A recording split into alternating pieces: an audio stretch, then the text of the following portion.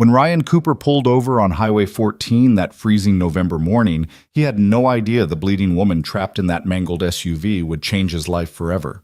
He was just a struggling single dad trying to do the right thing. She was a stranger fighting for consciousness. 3 days later, she walked into his garage, not as a victim, but as his new boss.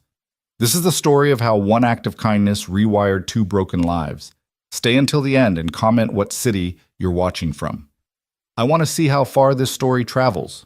The dashboard clock read 6:47 a.m. when Ryan Cooper's Ford pickup shuddered to life in the pre-dawn cold. Frost clung to the windshield like a stubborn ghost, and his breath came out in pale clouds as he cranked the heater. The engine coughed once, twice, then settled into its familiar growl, rough but reliable, just like everything else in Ryan's life. He rubbed his hands together, waiting for warmth that wouldn't come for another mile or two, and glanced back at the small house behind him. The porch light was still on. Emily would be asleep for another hour, curled up under the quilt his mother had made before she passed.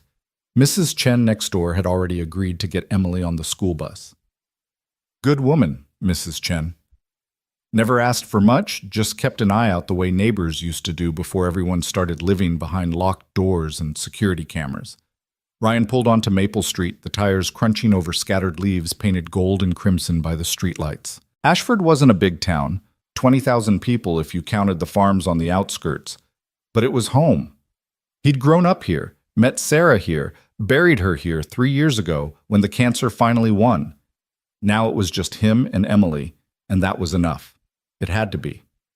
Highway 14 stretched out before him like a gray ribbon disappearing into the hills. The road was empty this early, just the occasional semi-hauling goods to the distribution center outside Millbrook. Ryan preferred these quiet drives. No traffic, no noise, just the radio playing low, some classic rock station that still remembered when guitars meant something, and the rhythm of the road beneath his wheels. He took a sip of coffee from the thermos Emily had filled for him last night. She'd even drawn a smiley face on the side with a Sharpie. 9 years old and already taking care of him. Some days Ryan wondered if he was raising her or if it was the other way around. The sun was just beginning to think about rising, painting the eastern sky in shades of deep purple and burnt orange. Ryan loved this time of morning, that moment between night and day when the world held its breath. Out here, with the farm spreading out on either side and the Cascade foothills rising in the distance, he could almost forget about the stack of bills on the kitchen counter, the leak in the bathroom ceiling he hadn't had time to fix, the way Emily's shoes were getting too small again. The radio crackled, something about traffic on the interstate. Ryan barely listened. His mind was already at the garage, running through the day ahead. 2 oil changes, a brake job on the Hendersons' minivan, and that stubborn transmission problem on Old Man Wallace's Chevy. Pete, his boss and the garage owner, had been hinting about the regional manager position opening up. New corporate oversight, he'd said. Someone from headquarters coming in to streamline operations. Ryan didn't love the sound of that.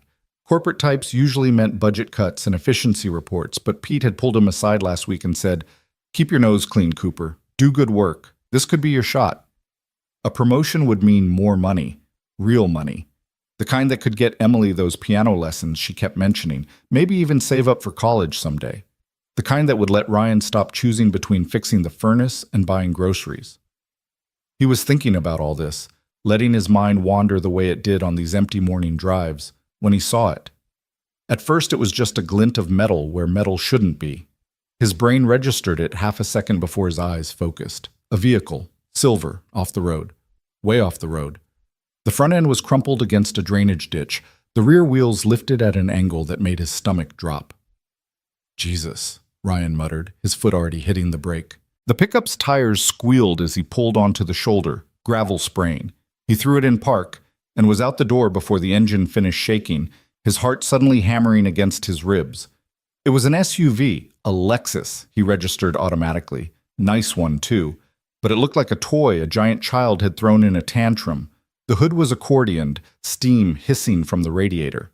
The driver's side door was crumpled inward, spiderweb cracks radiating across the windshield like frozen lightning. And inside, slumped over the deflated airbag, was a woman. "Hey!" Ryan shouted, running down the shallow embankment. His work boots slipped on the frost-slick grass. "Hey, can you hear me?" No response. The smell hit him as he got closer, burning oil, coolant, and something else, something metallic and sharp. Blood. The woman's head was turned toward him, her dark hair matted with it, a thin trail running from her temple down to her jaw. Ryan grabbed the door handle. Locked. Of course it was locked. "Ma'am," he called, louder this time, banging on the window. "Ma'am, I need you to unlock the door." Her eyelids fluttered. Just barely, but it was something. His mind raced. The truck. He had tools in the truck. Ryan scrambled back up the embankment, his legs burning, and yanked open the toolbox in the pickup's bed. His hands closed around the tire iron, cold and solid, and he was back at the SUV in seconds. "I'm going to get you out," he said, not sure if she could hear him, not sure if he was saying it for her or himself. "Just hold on." He wedged the flat end of the tire iron into the door frame near the lock and pulled. Nothing. He repositioned, planted his feet, and threw his weight into it. Metal groaned. Something gave way with a sharp crack, and suddenly the door was open, swinging out with a screech of damaged hinges. The woman pitched forward. Ryan caught her, his arms going around her shoulders, her weight collapsing against him. She was small, he realized, 5'5" maybe, slight build, but dead weight is always heavy. He eased her back against the seat, his hand automatically going to her neck to check for a pulse. It was there, rapid but steady. "Okay," he breathed. "Okay, you're okay." Her eyes opened. They were brown, he noticed, dark and unfocused, pupils dilated with shock. She tried to speak, but only managed a weak sound, something between a word and a whimper. "Don't try to talk," Ryan said, already pulling off his jacket. November in Washington meant 40 degrees on a good morning, and his breath fogged in the air, but she was shaking, full-body tremors that meant shock setting in. He wrapped the jacket around her shoulders, tucking it close. "You're in shock. The paramedics are coming." Except they weren't, because he hadn't called them yet. Ryan fumbled for his phone, nearly dropped it, finally got it out and dialed 911. His hands were shaking too, he realized. Adrenaline. 911, what's your emergency? "There's been an accident on Highway 14, mile marker 32, eastbound. Single vehicle in a ditch. One person injured, conscious but in shock. Possible head injury." "Units are being dispatched. Sir, are you trained in first aid?" "Some," Ryan said. "Auto mechanics learned the basics. Had to, when you worked with machinery that could take a finger off." "She's breathing. Pulse is steady. Head wound. Bleeding but not gushing. I think—" He looked down at the woman's legs, pinned at an awkward angle beneath the collapsed dash. "I think her leg might be trapped. Don't try to move her. Help is approximately 8 minutes away." 8 minutes. Might as well be 8 hours when someone's bleeding. "Understood," Ryan said, and hung up. The woman's eyes had closed again. Ryan touched her shoulder gently. Hey, stay with me." Those brown eyes opened, focusing on him with effort. Her lips moved. This time words came out, faint but clear. "My leg. I can't feel my leg." Ryan's stomach clenched. Not feeling it could mean nerve damage, could mean the crash had done serious damage to her spine, or it could just mean shock and the angle she was pinned at. He couldn't tell, and he wasn't about to make it worse by guessing. "The paramedics are coming," he said, and he was surprised by how steady his voice sounded. "They're going to take care of you. What's your name?" She blinked slowly, like the question was coming from very far away. "Alex? Andra. Alex. Alex. Okay, Alex, I'm Ryan. You're doing great, you hear me? You're going to be fine." He didn't know if that was true. He just knew people needed to hear it. Her hand moved, just barely, fingers scrabbling weakly at the deflated airbag, reaching for something. Ryan followed her gaze and saw it. A phone, cracked screen, wedged between the seat and the center console. He worked it free and held it up. "You want me to call someone? Family?" Alex's head moved. Could have been a nod. Could have been just a tremor. "Contact. Michael." Ryan unlocked the phone, no passcode, thank God, and found the contact. Michael Reed. Brother, maybe? Husband? The call went to voicemail. Ryan left a message, quick and factual. "Accident. Highway 14. Ambulance on the way. She's conscious. He'll get the message, Ryan said, setting the phone on the dashboard. Alex's breathing was getting shallower. Not good. Ryan adjusted the jacket around her, trying to keep her warm, and found himself talking just to fill the silence, just to keep her focused. I know this is scary, he said, but you're tough, I can tell. You drive a Lexus, you're probably some big-shot businesswoman, right? Probably got meetings to get to, people depending on you, so you gotta stick around. The faintest hint of a smile touched her lips. Or maybe he imagined it. I've got a daughter, Ryan continued, surprised to hear himself saying it. Emily, she's 9. Yesterday she made me a peanut butter sandwich for lunch and drew a heart on the bag. I've still got the bag in my truck. Kids, right? They don't know how much those little things mean. Alex's eyes stayed on him, anchoring. Good. Keep her engaged. Keep her here. Anyway, Ryan said, Emily would be really mad at me if I let anything happen to you. She's got this thing about people being okay. Ever since her mom. He stopped, shook his head. That's not important right now. Point is, you're going to be fine because I promised, and I don't break promises to my kid. In the distance, finally a siren. Then another. The sound grew louder, Doppler shifting as the ambulance rounded the curve. Ryan felt something in his chest unclench. Hear that? He said. Cavalry's here. The ambulance pulled up in a wash of red and white lights, followed by a sheriff's deputy. Paramedics came down the embankment with a gurney and medical bags, moving with practiced efficiency. Ryan stepped back, giving them room, suddenly aware that his hands were covered in blood. Alex's blood from where he'd checked her head wound. What have we got? One of the paramedics asked, a woman with gray hair tied back and sharp, assessing eyes. Single vehicle, looks like she lost control, Ryan said. Conscious but in shock, head laceration, possible leg injury. She's been pinned about 10-15 minutes. The paramedic nodded, already checking vitals, shining a light in Alex's eyes. Her partner was working on stabilizing Alex's neck with a collar. They moved around each other like dancers who'd practiced this routine 1,000 times. You did good, the first paramedic said to Ryan without looking up. Kept her warm, kept her talking. That matters. Ryan just nodded. He felt suddenly useless, standing there while trained professionals took over. The deputy was asking him questions. What time did he find her? Was anyone else in the vehicle? Did he see what happened? And Ryan answered automatically, his eyes still on Alex. They were lifting her now, carefully extracting her from the wreckage. She cried out when they moved her leg, a sharp sound of pain that cut through the morning air. Ryan flinched. Possible fracture, one of the paramedics called out. Let's get her loaded. They carried her up the embankment to the ambulance. Ryan followed at a distance, feeling like he should do something more, something useful, but not knowing what. As they were sliding the gurney into the ambulance, Alex turned her head. Wait, she said, voice barely audible. The paramedics paused. Alex's eyes found Ryan in the crowd of emergency personnel. Thank you, she said. Just 2 words, but they hit him harder than he expected. Ryan nodded. You're welcome. I don't even know your name, she murmured, words slurring slightly. The shock was deepening, pulling her under. Ryan, he said. Ryan Cooper. Thank you, Ryan Cooper, she whispered, and then her eyes closed and the paramedics were moving again, the ambulance doors slamming shut, the siren wailing to life. Ryan stood on the shoulder of Highway 14 and watched the ambulance disappear around the curve, taking Alex to whatever came next. The deputy was saying something about a statement, about how they might need to follow up, but Ryan barely heard him.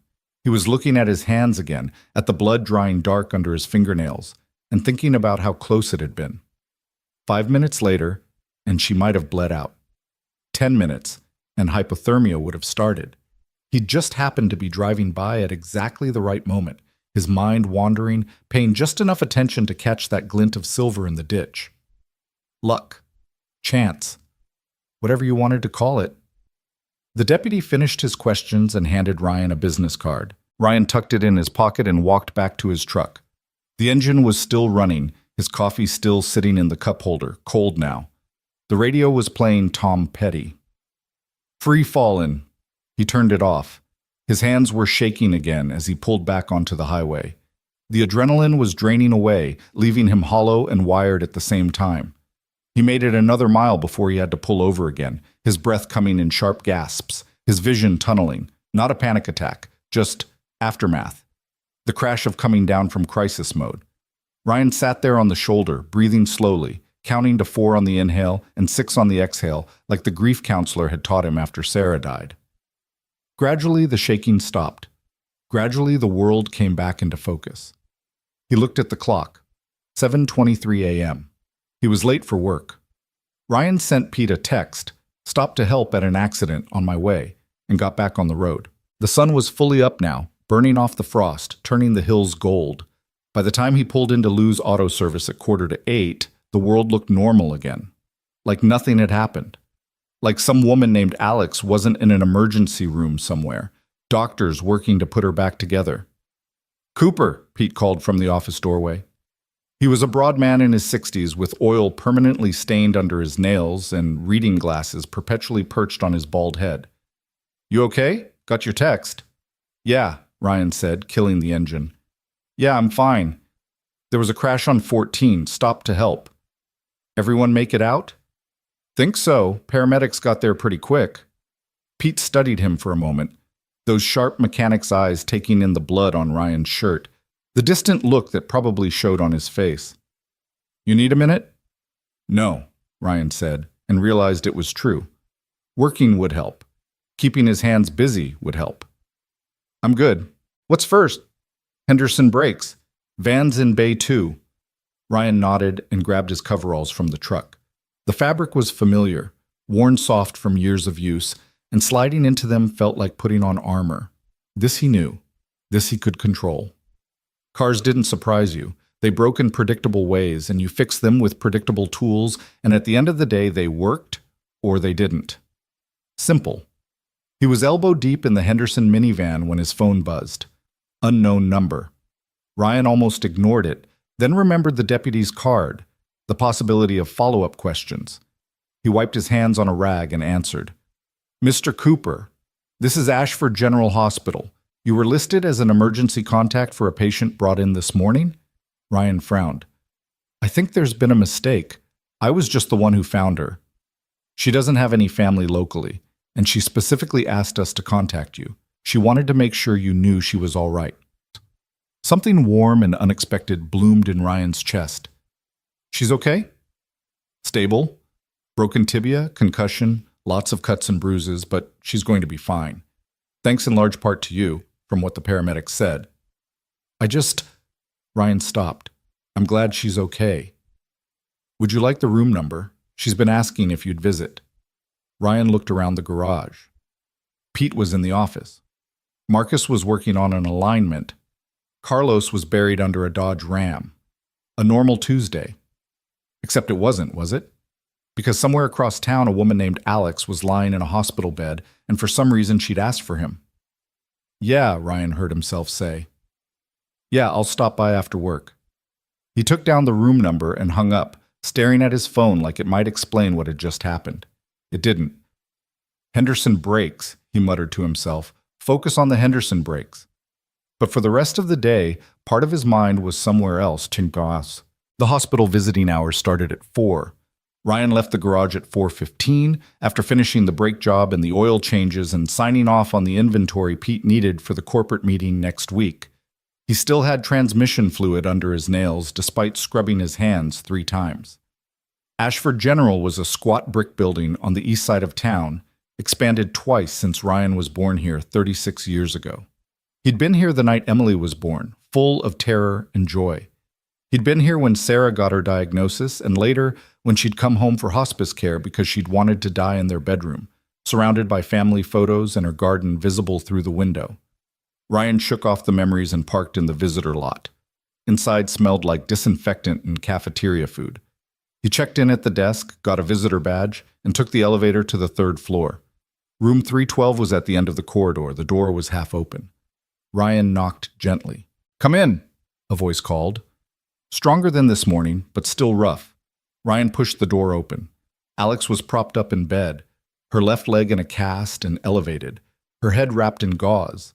The bruising had started to show, dark purple along her jaw, yellow-green around her eyes. She looked small against the white sheets, fragile in a way she hadn't even in the wreck. But her eyes were clear. And when she saw him, She smiled. Ryan Cooper, she said. You came. Heard you were asking for me, Ryan said, suddenly awkward. He'd spent the drive over rehearsing what to say, and now every word had evaporated. Wanted to make sure you were okay.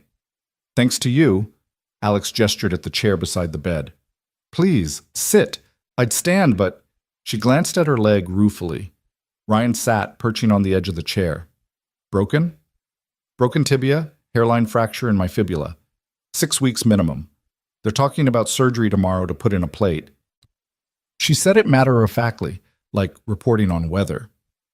Could have been worse. Could have been a lot worse, Ryan agreed. They sat in silence for a moment.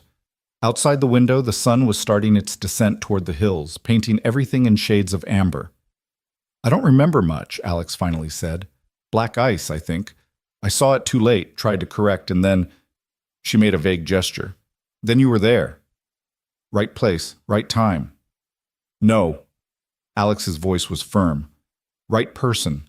The paramedics told me you kept me from going into shock, that you knew exactly what to do. Ryan shrugged. Basic first aid. Anyone would have, but they didn't. You did. She held his gaze.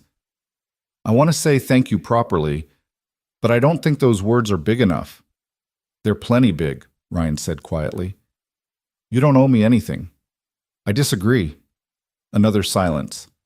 This one felt different, heavier, weighted with something Ryan couldn't quite name. So what do you do, Ryan Cooper? Alex asked, changing the subject. When you're not saving people on Highway 14? I'm a mechanic, work at Lou's Auto Service in town. Lou's? Alex's brow furrowed. That's the place on Cedar Avenue? That's the one. I know that shop. Something flickered across her face, there and gone too quick to read. How long have you worked there? 12 years, since I got back from community college. You like it? Ryan considered the question. It's honest work. Good people. Pete, actually, Lou was his dad. He's fair, pays decent. Could be worse. Could be better? Ryan met her eyes. Could always be better. Alex smiled, and this time it reached her eyes. Spoken like someone who's thought about it. Maybe. Ryan shifted in the chair. What about you? What do you do? Corporate management. I work for a company that owns automotive service chains across the Pacific Northwest. The words landed like stones. Ryan's mind made the connection half a second before Alex continued. I'm actually in Ashford for work, she said. Just got transferred here to oversee regional operations. I was on my way to meet with one of our locations this morning when she gestured at herself ruefully. This happened. Which location? Ryan asked, but he already knew. Already felt it settling into his stomach like cold weight. Lou's Auto Service, Alex said. I'm the new regional manager. Ryan sat very still. Small world, he finally managed. Impossibly small, Alex agreed. She was watching him carefully now, probably trying to gauge his reaction. Does that change things? Changes what? This. You being here. Me thanking you. Ryan thought about it. About Pete's hints regarding the promotion. About corporate oversight and efficiency reports. About the fact that the woman whose life he'd saved this morning was about to become his boss. No, he said finally. You needed help. I helped. That doesn't change. Alex's smile widened, genuine and warm. Good answer. They talked for another 20 minutes. Carefully neutral topics. Ashford, the weather, how the Seahawks were doing this season. Alex mentioned she was originally from Seattle, had been working in Portland before the transfer. No family in the area, which explained why the hospital had called him. She'd filed for divorce 6 months ago, was starting over in a town where she knew no one.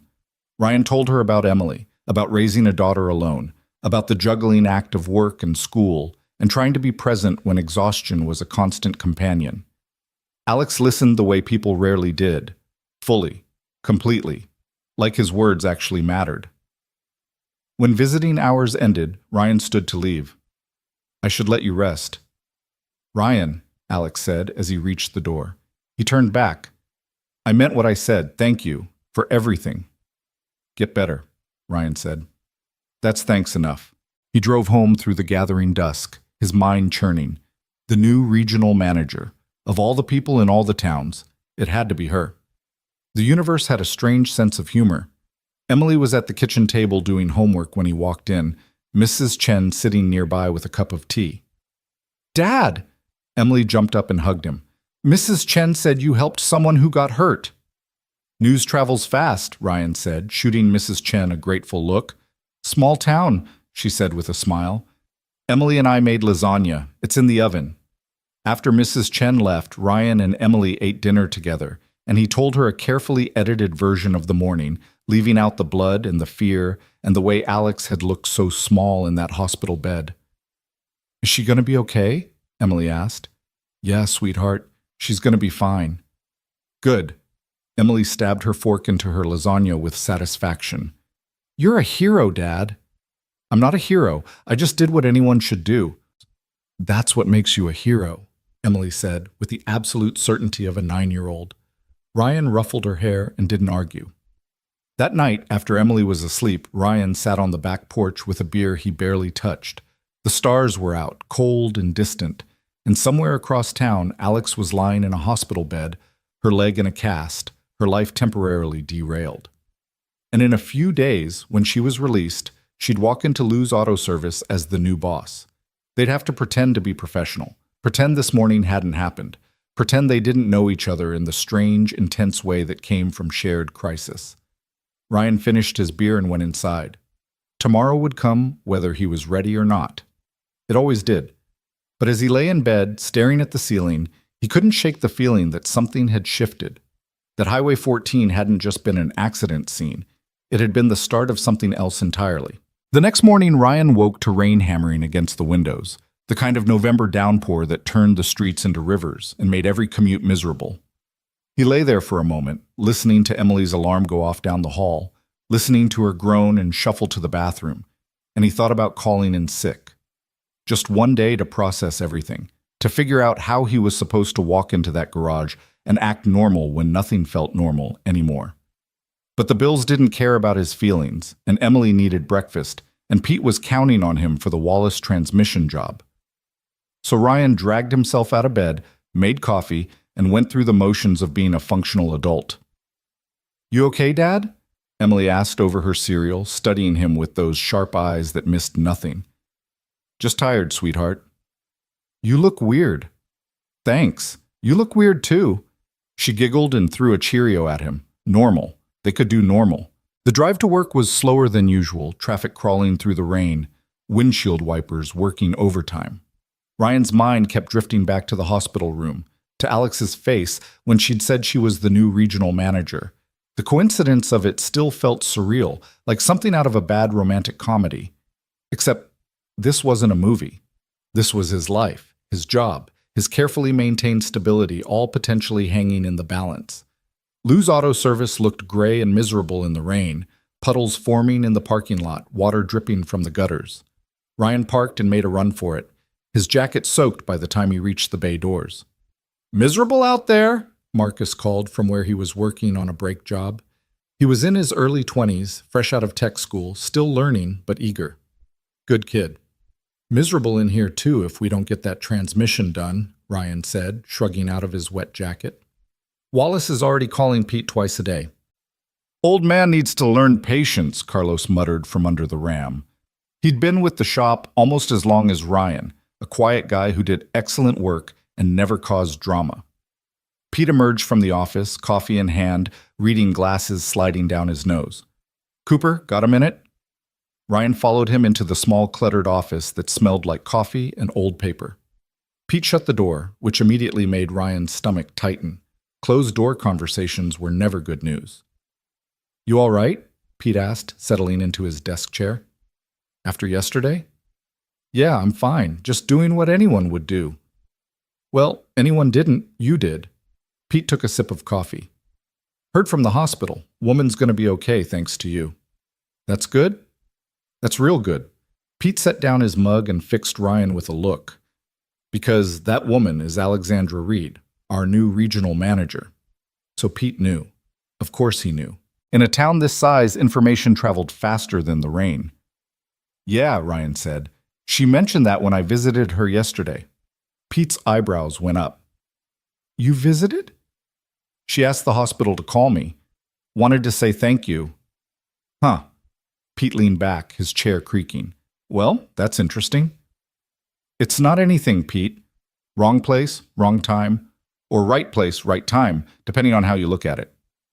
I'm looking at it like maybe you just made a hell of an impression on the person who's about to decide our fates. Pete held up a hand before Ryan could protest. I'm not saying use it. I'm saying don't be an idiot about it either. Corporate's been circling us for months, talking about restructuring and efficiency metrics and all that nonsense. Having someone in charge who knows you're a good man, that's not nothing. Ryan shifted uncomfortably. I didn't help her to get an advantage. I know that, but you did help her, and now there's a relationship there, whether you like it or not. All I'm saying is be professional, be yourself, and don't overthink it. Pete smiled. Though I know you will, because that's what you do. When's she supposed to start?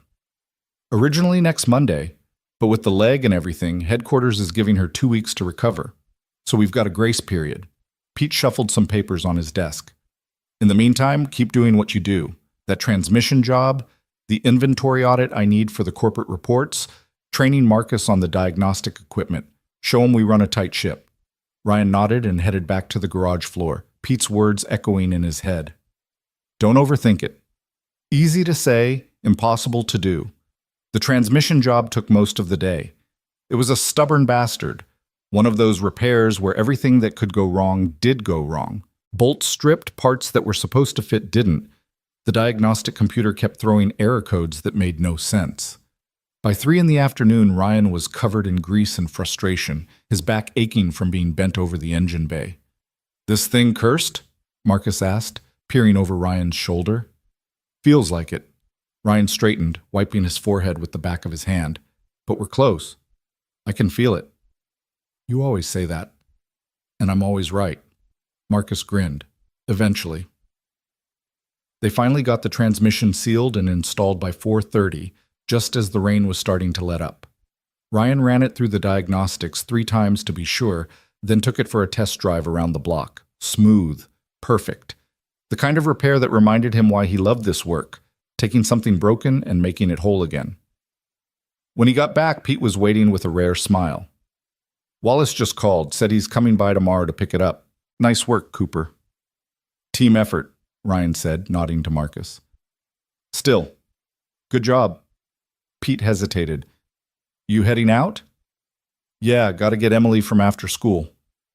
Give her my best. Tell her the drawing she made me is on my office wall. Ryan smiled despite his exhaustion. Emily had drawn Pete a picture of a car with wings last month, labeled Pete's Dream Machine. Pete had indeed framed it and hung it right next to his business license. The elementary school parking lot was chaos as usual, a swarm of parents and buses and crossing guards trying to maintain order. Ryan found his usual spot and waited, watching kids stream out of the building in their bright raincoats and backpacks. Emily emerged in a cluster of friends, laughing about something, her hair escaping from her ponytail. She spotted the truck and waved, said goodbye to her friends, and ran over. Dad, guess what? What? We're doing a talent show next month, and I want to sign up for piano, but we don't have a piano, and Mrs. Martinez said I could use the one in the music room to practice if I stay after school 2 days a week, and I really, really want to do it. Can I please? The words tumbled out in one breathless rush. Ryan's heart squeezed. Piano lessons had been on the someday list for 2 years now, always getting pushed back by more urgent expenses. Yeah, sweetheart, you can do it. Really? Emily's face lit up like Christmas morning. Really? We'll figure it out. She hugged him hard enough to squeeze the air from his lungs, and Ryan held on, breathing in her kid shampoo smell, thinking about Pete's words about the promotion, about what more money could mean. That night after dinner, after homework and the ongoing negotiations about bedtime, Ryan sat down with his laptop and the stack of bills he'd been avoiding. Rent, utilities, car insurance, Emily's school fees, groceries, the credit card he was slowly chipping away at from Sarah's medical expenses. He made a spreadsheet, something he did once a month to maintain the illusion of control, and watched the numbers refuse to balance the way they never quite did. A promotion would change everything. A supervisor position meant maybe 15,000 more a year. That was piano lessons, new shoes when Emily needed them, fixing the furnace before winter really hit. That was maybe starting to save for college instead of just hoping for scholarships. That was breathing room. But it also meant depending on Alex Reed's good opinion, and that felt wrong somehow. Like he was using what had happened on Highway 14 for personal gain, even though Pete was right that he couldn't just ignore the connection either. Ryan closed the laptop and rubbed his eyes. Overthinking, just like Pete said. His phone buzzed. Unknown number, but he recognized the hospital exchange. "Mr. Cooper, this is Alexandra Reed. I hope I'm not calling too late." Ryan glanced at the clock. 8:15. "No, it's fine. How are you feeling?" "Like I was hit by a truck, ironically." She laughed softly. "They're doing the surgery tomorrow morning. I wanted to thank you again before I go under, just in case." "It's routine surgery," Ryan said. "You'll be fine. Logically, I know that. But logic doesn't always override anxiety." A pause. "I don't really have anyone else to call. My brother's in Japan for work, my parents are in Florida, and I told them not to fly out. And my ex-husband—" She trailed off. "Well, that's not an option."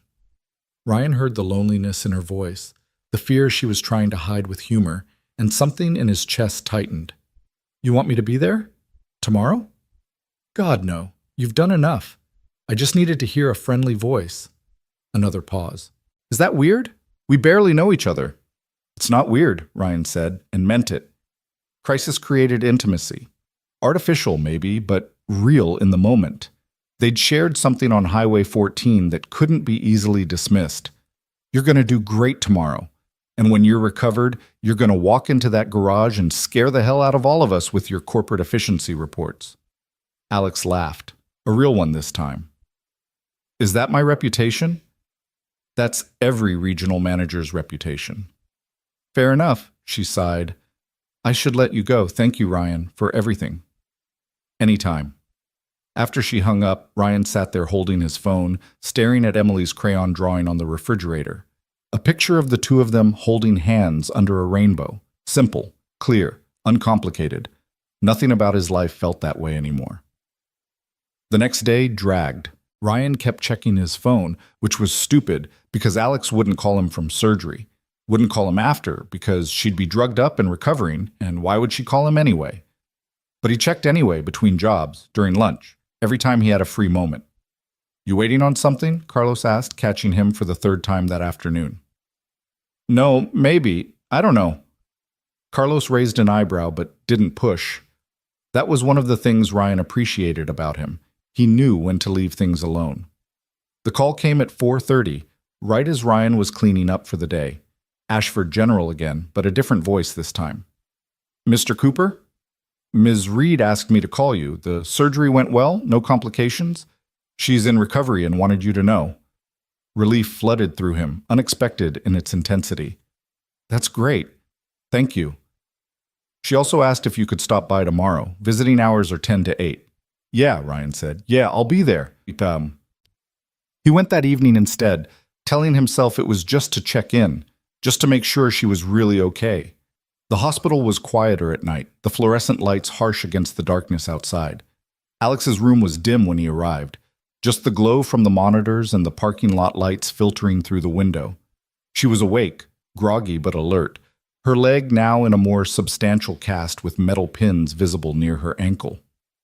"You came," she said, her words slightly slurred from the painkillers. "Figured you could use the company." Ryan settled into the chair. "How are you feeling?" "Like they took my leg apart and put it back together with hardware store parts. But the surgeon says it went perfectly, so..." She smiled loopily. "Drugs are good, though. Very good drugs." Ryan couldn't help but smile back. "I bet." "Tell me something," Alex said, her eyes half closed. "Tell me something real. Everything here is too white, too clean. I need something real." Ryan thought about it. "Emily learned to tie her shoes last week. She's been practicing on every shoe in the house, including mine while I'm wearing them. This morning she tied my laces together and I almost fell flat on my face." Alex laughed, the sound bubbling up unexpected and genuine. "That's perfect. She sounds wonderful. She is. She's everything. Ryan leaned back in the chair. After Sarah died, I didn't know how to keep going, but Emily needed me to, so I did. Kids have a way of making you braver than you actually are. I always wanted kids, Alex said quietly. But Michael didn't. That was one of many things we couldn't agree on. She turned her head to look at Ryan. Does it get easier, the grief? It gets different. You learn to carry it instead of it carrying you. Ryan met her eyes. But yeah, it gets easier. Not gone, but easier. They sat in comfortable silence, the monitors beeping softly, the hospital settling into its night rhythms. Alex's eyes were closing, the drugs pulling her under. Ryan? She murmured. Yeah? I'm glad it was you on the highway. I'm glad it was you who stopped. Me too, Ryan said softly. He stayed until she fell asleep, then quietly let himself out. The night air was cold and clean after the hospital smell, and Ryan stood in the parking lot for a moment, looking up at the stars barely visible through the light pollution. His phone buzzed. Pete. Corporate pushed the audit up. Need those inventory reports by Friday. Ryan texted back a thumbs up and drove home, his mind already shifting to work mode. The next few days blurred together, inventory counts, diagnostic work, training Marcus on the new alignment system, dealing with Mrs. Henderson's concerns about a squeaking noise that turned out to be a plastic bag stuck to her undercarriage. Normal work, normal problems, normal life. Except he kept thinking about Alex in that hospital room, about the way she'd said she was glad it was him. Friday afternoon, Pete called everyone together in the garage. All right, listen up. Corporate wants a video conference Monday morning. They're introducing the new regional structure, and I want us looking sharp. Clean bays, organized tools, professional appearance. Got it? Ms. Reed gonna be on the call? Marcus asked. Probably from home.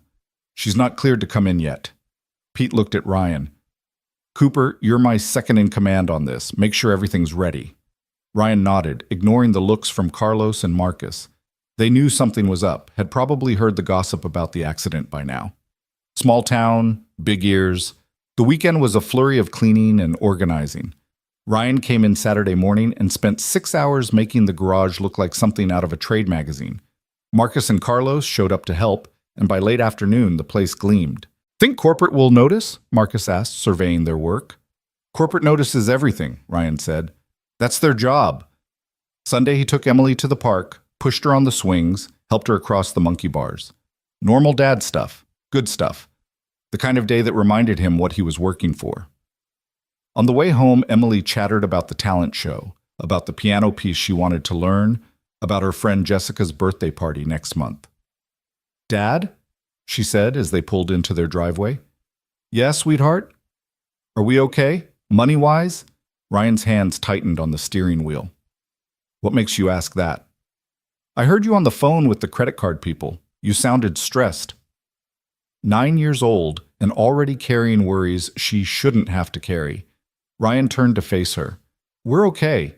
Things are tight sometimes, but we're okay, and you don't need to worry about that stuff. That's my job. But if I'm making it harder, Emily. Ryan waited until she looked at him. You make everything better. Everything. Don't ever think otherwise. She hugged him hard, and Ryan held on, wishing he could protect her from every worry, every fear, every hard truth about money and responsibility, and the way life sometimes squeezed you from all sides. That night he couldn't sleep. He lay in bed thinking about Monday, about the video call, about seeing Alex again, even if it was just on a screen, about what Pete had said regarding impressions and opportunities, and not being an idiot about it. At 2 a.m, he gave up and went to the kitchen, made tea he didn't want, and sat at the table with his laptop. On impulse, he Googled Alexandra Reed. The search returned a LinkedIn profile, some corporate announcements, a few photos from industry conferences. She looked different in the professional shots, polished, confident, intimidating in a power suit kind of way.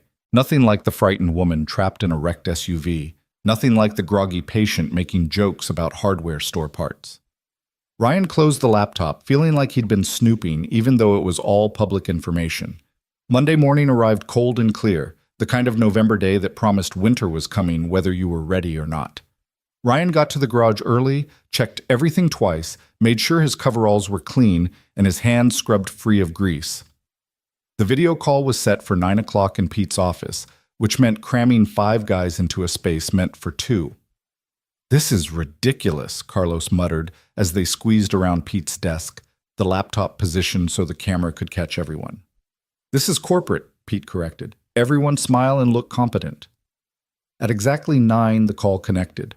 The screen filled with a conference room somewhere, white walls and glass tables, several people in suits that probably cost more than Ryan's truck. And there, in the corner, connected remotely, was Alex. She looked composed despite the visible cast on her leg and the faint bruising still showing under professional makeup. Her hair was pulled back and she wore a dark blazer that said, "All business." But when her eyes found Ryan in the crowded frame, something in her expression softened. "Good morning, everyone," said a man in the center of the conference room. Gray hair, expensive watch, the kind of voice that was used to being obeyed. "I'm Richard Torres, VP of Regional Operations. Thank you all for joining us. As you know, we're restructuring our management approach to better serve our locations and ensure consistent quality across all our properties." Ryan half listened to the corporate speak, the talk of synergies and metrics and optimization. His attention kept drifting to Alex, watching her nod at appropriate moments, watching her take notes, watching her be the professional he'd never seen. "Alexandra Reed will be overseeing 6 locations in this region," Torres continued. "She comes to us with 15 years of experience in operational management and a proven track record of improving both performance and employee satisfaction." He glanced at Alex on the screen. "Alexandra, would you like to say a few words?"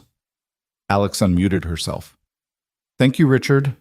I know change can be unsettling, but I want to assure everyone that my goal isn't to come in and tear things apart. I want to learn from you, understand what makes each location successful, and help you build on those strengths. Lou's Auto Service has an excellent reputation in Ashford, and I'm looking forward to working with Pete and his team to maintain that standard. Professional, diplomatic, exactly what she should say. I also want to acknowledge," Alex continued, her eyes finding Ryan again, "that I've already had the opportunity to see the quality of character in this team. Pete, you've built something special here, and I'm excited to be part of it." The call continued for another 20 minutes, schedules, reporting structures, upcoming visits. When it finally ended, everyone in the cramped office let out a collective breath. "Well," Pete said, "that wasn't so bad." "She seems decent," Carlos offered, "for a corporate type." "Yeah," Marcus agreed. "Not what I expected." Ryan said nothing, just excused himself and went back to work. He had an oil change scheduled and then Mrs. Patterson's ancient Buick that needed a full diagnostic. Normal work, good work. His phone buzzed around 11, a text from an unknown number that wasn't unknown anymore. "You looked uncomfortable on that call." "I promise I don't bite." Ryan stared at the message, then typed back. "Just not used to video conferences. We usually communicate through grunts and hand signals." 3 dots appeared, then, "I'll keep that in mind. Seriously though, thank you for being professional. I know this is weird. It's not weird. You're the boss. I'm an employee." Pretty straightforward. Is it though? Ryan didn't know how to answer that, so he didn't. He pocketed his phone and got back to work. But the text sat in his mind like a question mark, undefined and waiting. The week progressed. Normal work, normal routines. Emily's piano practice in the music room twice a week meant Ryan picking her up later, which meant rearranging his schedule, which meant staying late to finish jobs. Pete noticed and said nothing, just nodded approval when Ryan stayed to help Marcus with a complicated electrical problem. Thursday afternoon, his phone rang. Alex calling from her home number this time. "Ryan? Sorry to bother you at work." "It's fine, what's up?" "I have a favor to ask, and feel free to say no. The doctors are clearing me to work from the office starting Monday, but I'm not cleared to drive yet. I was going to use a car service, but..." She hesitated.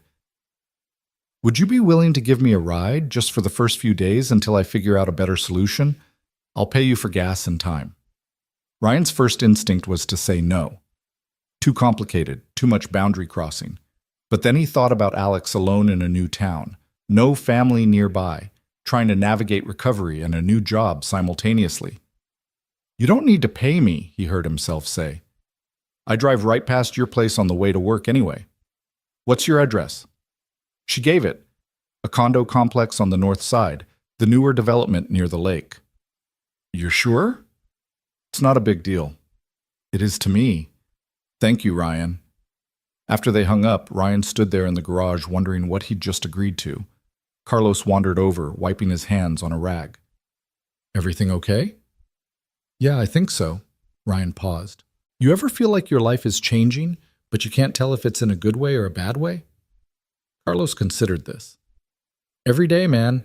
Every single day. You just gotta trust your gut and hope for the best. Simple advice. Probably good advice. Ryan went home that night and told Emily he'd be picking someone up for work the next week. The new manager at the garage. She was in a car accident and can't drive yet. Is she the lady you helped? Emily asked, looking up from her homework. Yeah. Is she nice? I think so, yeah. Emily studied him with those two perceptive eyes. You like her? I barely know her, sweetheart. But you like her, Emily insisted with the certainty of a child who saw things adults tried to hide. Ryan ruffled her hair and didn't answer, because what could he say? That he did like Alex in some complicated way he couldn't define? That she'd walked into his carefully controlled life and scattered it like leaves? That he thought about her more than he should and didn't know what to do about it? Monday morning came too fast. Ryan got up early, made sure the truck was clean, or at least cleaner than usual, and drove to Alex's condo complex. It was one of those modern places with clean lines and big windows, probably cost 3 times what Ryan paid in rent. Alex was waiting outside on crutches, wearing dark pants and a cream-colored sweater, her hair down around her shoulders. She looked young like this, vulnerable, and nothing like the corporate executive from the video call. Right on time, she said as Ryan jumped out to help her. Military dad. Punctuality was beaten into me early. He opened the passenger door and offered his arm. Careful. She maneuvered in with some difficulty, the crutches awkward, the cast unwieldy. Ryan stored the crutches in the back and came around to the driver's side. This is nice of you, Alex said as he pulled out of the parking lot. It's 15 minutes out of my way. Not exactly a sacrifice. Ryan glanced at her. How's the leg? Itchy, annoying, but healing. She smiled. Better than the alternative. They drove in silence for a bit, comfortable rather than awkward. The morning was gray again, clouds hanging low, threatening rain. The radio played softly, something old and familiar that neither of them really listened to. Can I ask you something? Alex said as they neared downtown. Sure. Why did you stop? On Highway 14. Most people would have just called 911 and kept going. Ryan thought about it. My wife, my late wife, Sarah, she used to say that the world is exactly as kind as we make it, that every choice either adds to the good or takes from it. I guess I try to add when I can. That's beautiful, Alex said softly. Tell me about her, if you don't mind. And somehow Ryan found himself talking about Sarah, how they'd met in high school, how she'd been the brave one while he'd been too shy to ask her out for 6 months, how she'd loved gardening and could never keep a plant alive but kept trying anyway, how she'd fought the cancer with everything she had, not for herself but for Emily, desperate to see her daughter grow up. She sounds incredible, Alex said when he finished. She was. Ryan pulled into the garage parking lot and killed the engine. But she's gone, and life keeps going, and you figure out how to carry it. Alex touched his arm briefly. Thank you for sharing that. They sat there for a moment, the truck ticking as it cooled, the weight of the conversation settling between them. Then Pete was tapping on the window, grinning broadly, and the moment broke. Well, well, Pete said as Ryan helped Alex out. Look who's mobile, see? Barely, Alex laughed, adjusting her crutches. But I'm here, ready to become everyone's least favorite person with my efficiency reports and corporate mandates. You're not so bad, Pete said. Come on, I'll give you the grand tour. Ryan watched them head into the garage, Pete gesturing animatedly, Alex navigating the oil-stained floor with careful steps. Then he grabbed his coveralls and got to work, trying not to think about the way her hand had felt on his arm, brief and warm, and somehow significant. The day unfolded normally after that. Alex set up in Pete's office. Pete insisted, said he'd work at the front desk for the week, and spent the morning on phone calls and laptop work. Ryan caught glimpses of her through the office window, professional and focused, completely in her element. At lunch, Marcus nudged him. So that's the infamous Ms. Reed. That's her. She's pretty. She's the boss, Ryan said firmly. Can't she be both? Ryan gave him a look, and Marcus held up his hands in surrender. Just saying, man. Just saying. The afternoon brought a complication. Mr. Wallace came to pick up his Chevy and immediately started complaining about the bill. Ryan was in the middle of explaining the breakdown when Pete and Alex emerged from the office. Is there a problem? Alex asked, her tone professional but warm. This bill is ridiculous, Wallace blustered. He was a big man in his 70s, used to getting his way through sheer volume. $400 for a transmission? That's highway robbery. Actually, sir, Ryan said evenly, transmission work typically runs between $600 and $1,000. We gave you a significant discount because several of the parts were still under warranty. I don't believe that for a second, Mr. Wallace. Alex's voice cut through his bluster, calm but authoritative. I've reviewed the invoice personally. Not only is the price fair, but the work was completed ahead of schedule and to an exceptional standard. You're welcome to get a second opinion, but I suspect you'll find we've treated you more than fairly. Wallace sputtered, but something in Alex's demeanor shut him down. He paid the bill and left, still muttering but defeated. Thanks, Ryan said after Wallace drove off. That's what I'm here for. Well, that and making everyone's life miserable with paperwork. Alex smiled. But seriously, you handled that well. Patient, professional. That's not easy with someone like Wallace. Ryan shrugged. Comes with the territory. The rest of the week followed a similar pattern. Ryan picked Alex up each morning. They talked about small things, Emily's piano progress, Alex's physical therapy, the weather, and then went their separate ways at the garage. Professional, appropriate. Exactly how it should be. Except Friday afternoon, as Ryan was driving her home, Alex said, Can I buy you dinner to thank you for the rides? You don't need to do that. I know, but I'd like to. There's a good Italian place near my condo. We could grab takeout, eat on my patio. Nothing fancy. Ryan should have said no, should have maintained the boundaries, should have remembered that she was his boss and he was her employee, and mixing those things was asking for complications. Okay, he said instead. But I need to pick up Emily first. Can't leave her home alone. Bring her, Alex said immediately. I'd love to meet her. And that was how Ryan found himself an hour later, sitting on Alex's condo patio with his daughter and his boss, eating excellent lasagna and watching Emily charm the socks off a woman who was supposed to be intimidating but somehow wasn't. So you're learning piano? Alex asked Emily, genuinely interested. Yeah, I'm doing Fior Elise for the talent show. It's really hard, but Mrs. Martinez says I'm getting better. Emily took a big bite of garlic bread. Do you play anything? Violin. Used to, anyway. Haven't touched one in years. You should start again, Emily said with the confidence of someone who'd never encountered a problem she couldn't solve.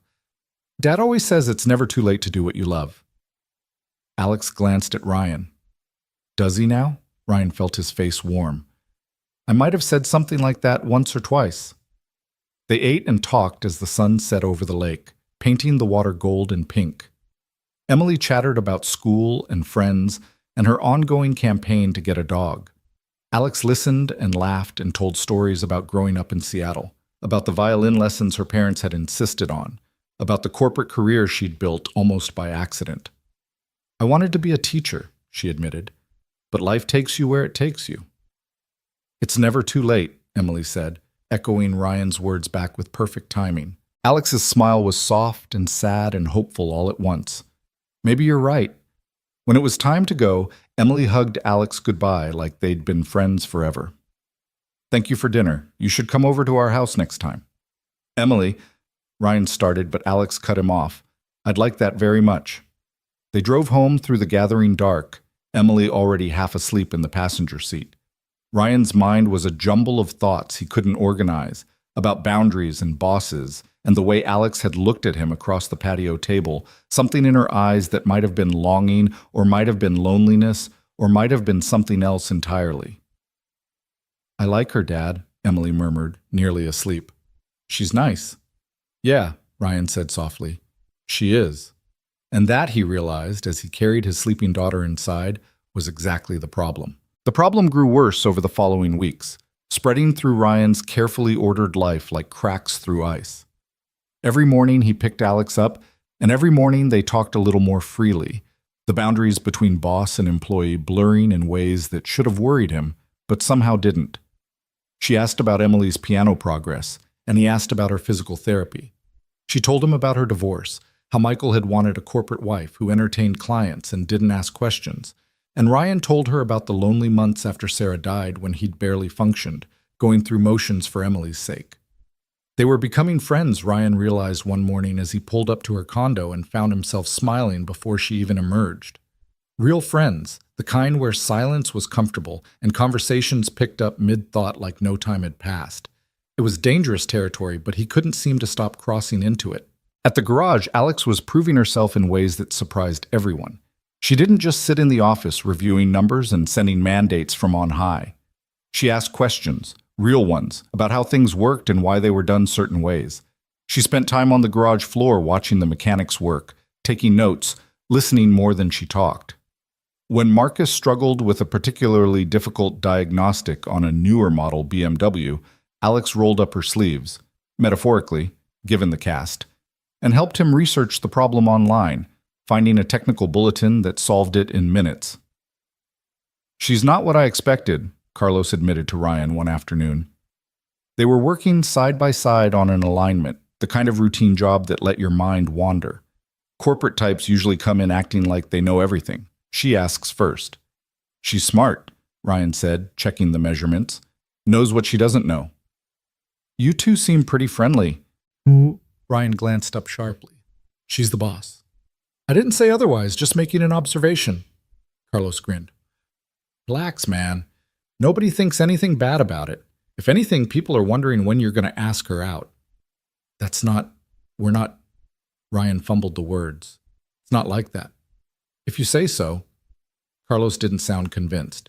The truth was, Ryan didn't know what it was like. He knew Alex was beautiful, smart, funny, in a dry way that caught him off guard. He knew he looked forward to their morning drives more than he should. He knew that when she laughed at something he said, his chest did this stupid, warm thing that felt dangerously close to high school crush territory. But she was his boss, and he was a single dad with responsibilities, and there were 1,000 reasons why anything beyond friendship was a terrible idea. He was thinking about all this the following Monday when Alex called him at lunch, her voice tight with frustration. "Ryan, I need a favor. My physical therapist just canceled, and I can't reschedule until Thursday, but my leg is killing me. Do you know anyone who does massage therapy? The muscles around the cast are so tense I can barely sleep." Ryan thought about it. "My neighbor Mrs. Chen used to do physical therapy before she retired. She still helps people sometimes. Want me to ask her? Would you? I'll pay her whatever she wants." Mrs. Chen agreed immediately when Ryan knocked on her door that evening. "Of course I help. Poor girl, all alone with broken leg. You bring her tomorrow, I take care of her." So Tuesday afternoon found Ryan driving Alex to Mrs. Chen's house instead of back to her condo, Emily in tow because there was no after-school piano that day. Mrs. Chen opened the door in her usual colorful tunic, her face lighting up when she saw them. "You must be Alexandra. Come, come. I have everything ready." Alex maneuvered inside on her crutches, and Mrs. Chen immediately took charge with the kind of gentle authority that allowed no argument. "You sit here, Ryan, you stay. Have tea with Emily. This take maybe hour." Ryan and Emily settled in Mrs. Chen's cozy living room, surrounded by family photos and the smell of jasmine tea. Emily pulled out her homework, and Ryan helped her with math problems, half his attention on the murmur of voices from the other room where Mrs. Chen was working on Alex's leg. "Dad?" Emily said, not looking up from her division problems. "Yeah, sweetheart." "Do you like Ms. Reed?" Ryan's pencil stopped mid-motion. "She's a nice person." "That's not what I asked." Emily looked up at him with those eyes that saw everything. "Do you like her like you liked Mom?" The question hit him harder than it should have. "No one's like Mom, Em." "I know that. But do you like her anyway?" Ryan set down the pencil and pulled Emily close.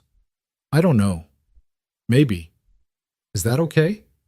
Emily was quiet for a moment, thinking. "Mom would want you to be happy." She told me that before. She said if anything happened to her, you needed to promise to be happy again. She said that to you? The night before she went to the hospital the last time. She made me promise to take care of you, and she said you needed to promise to be happy. Emily looked up at him.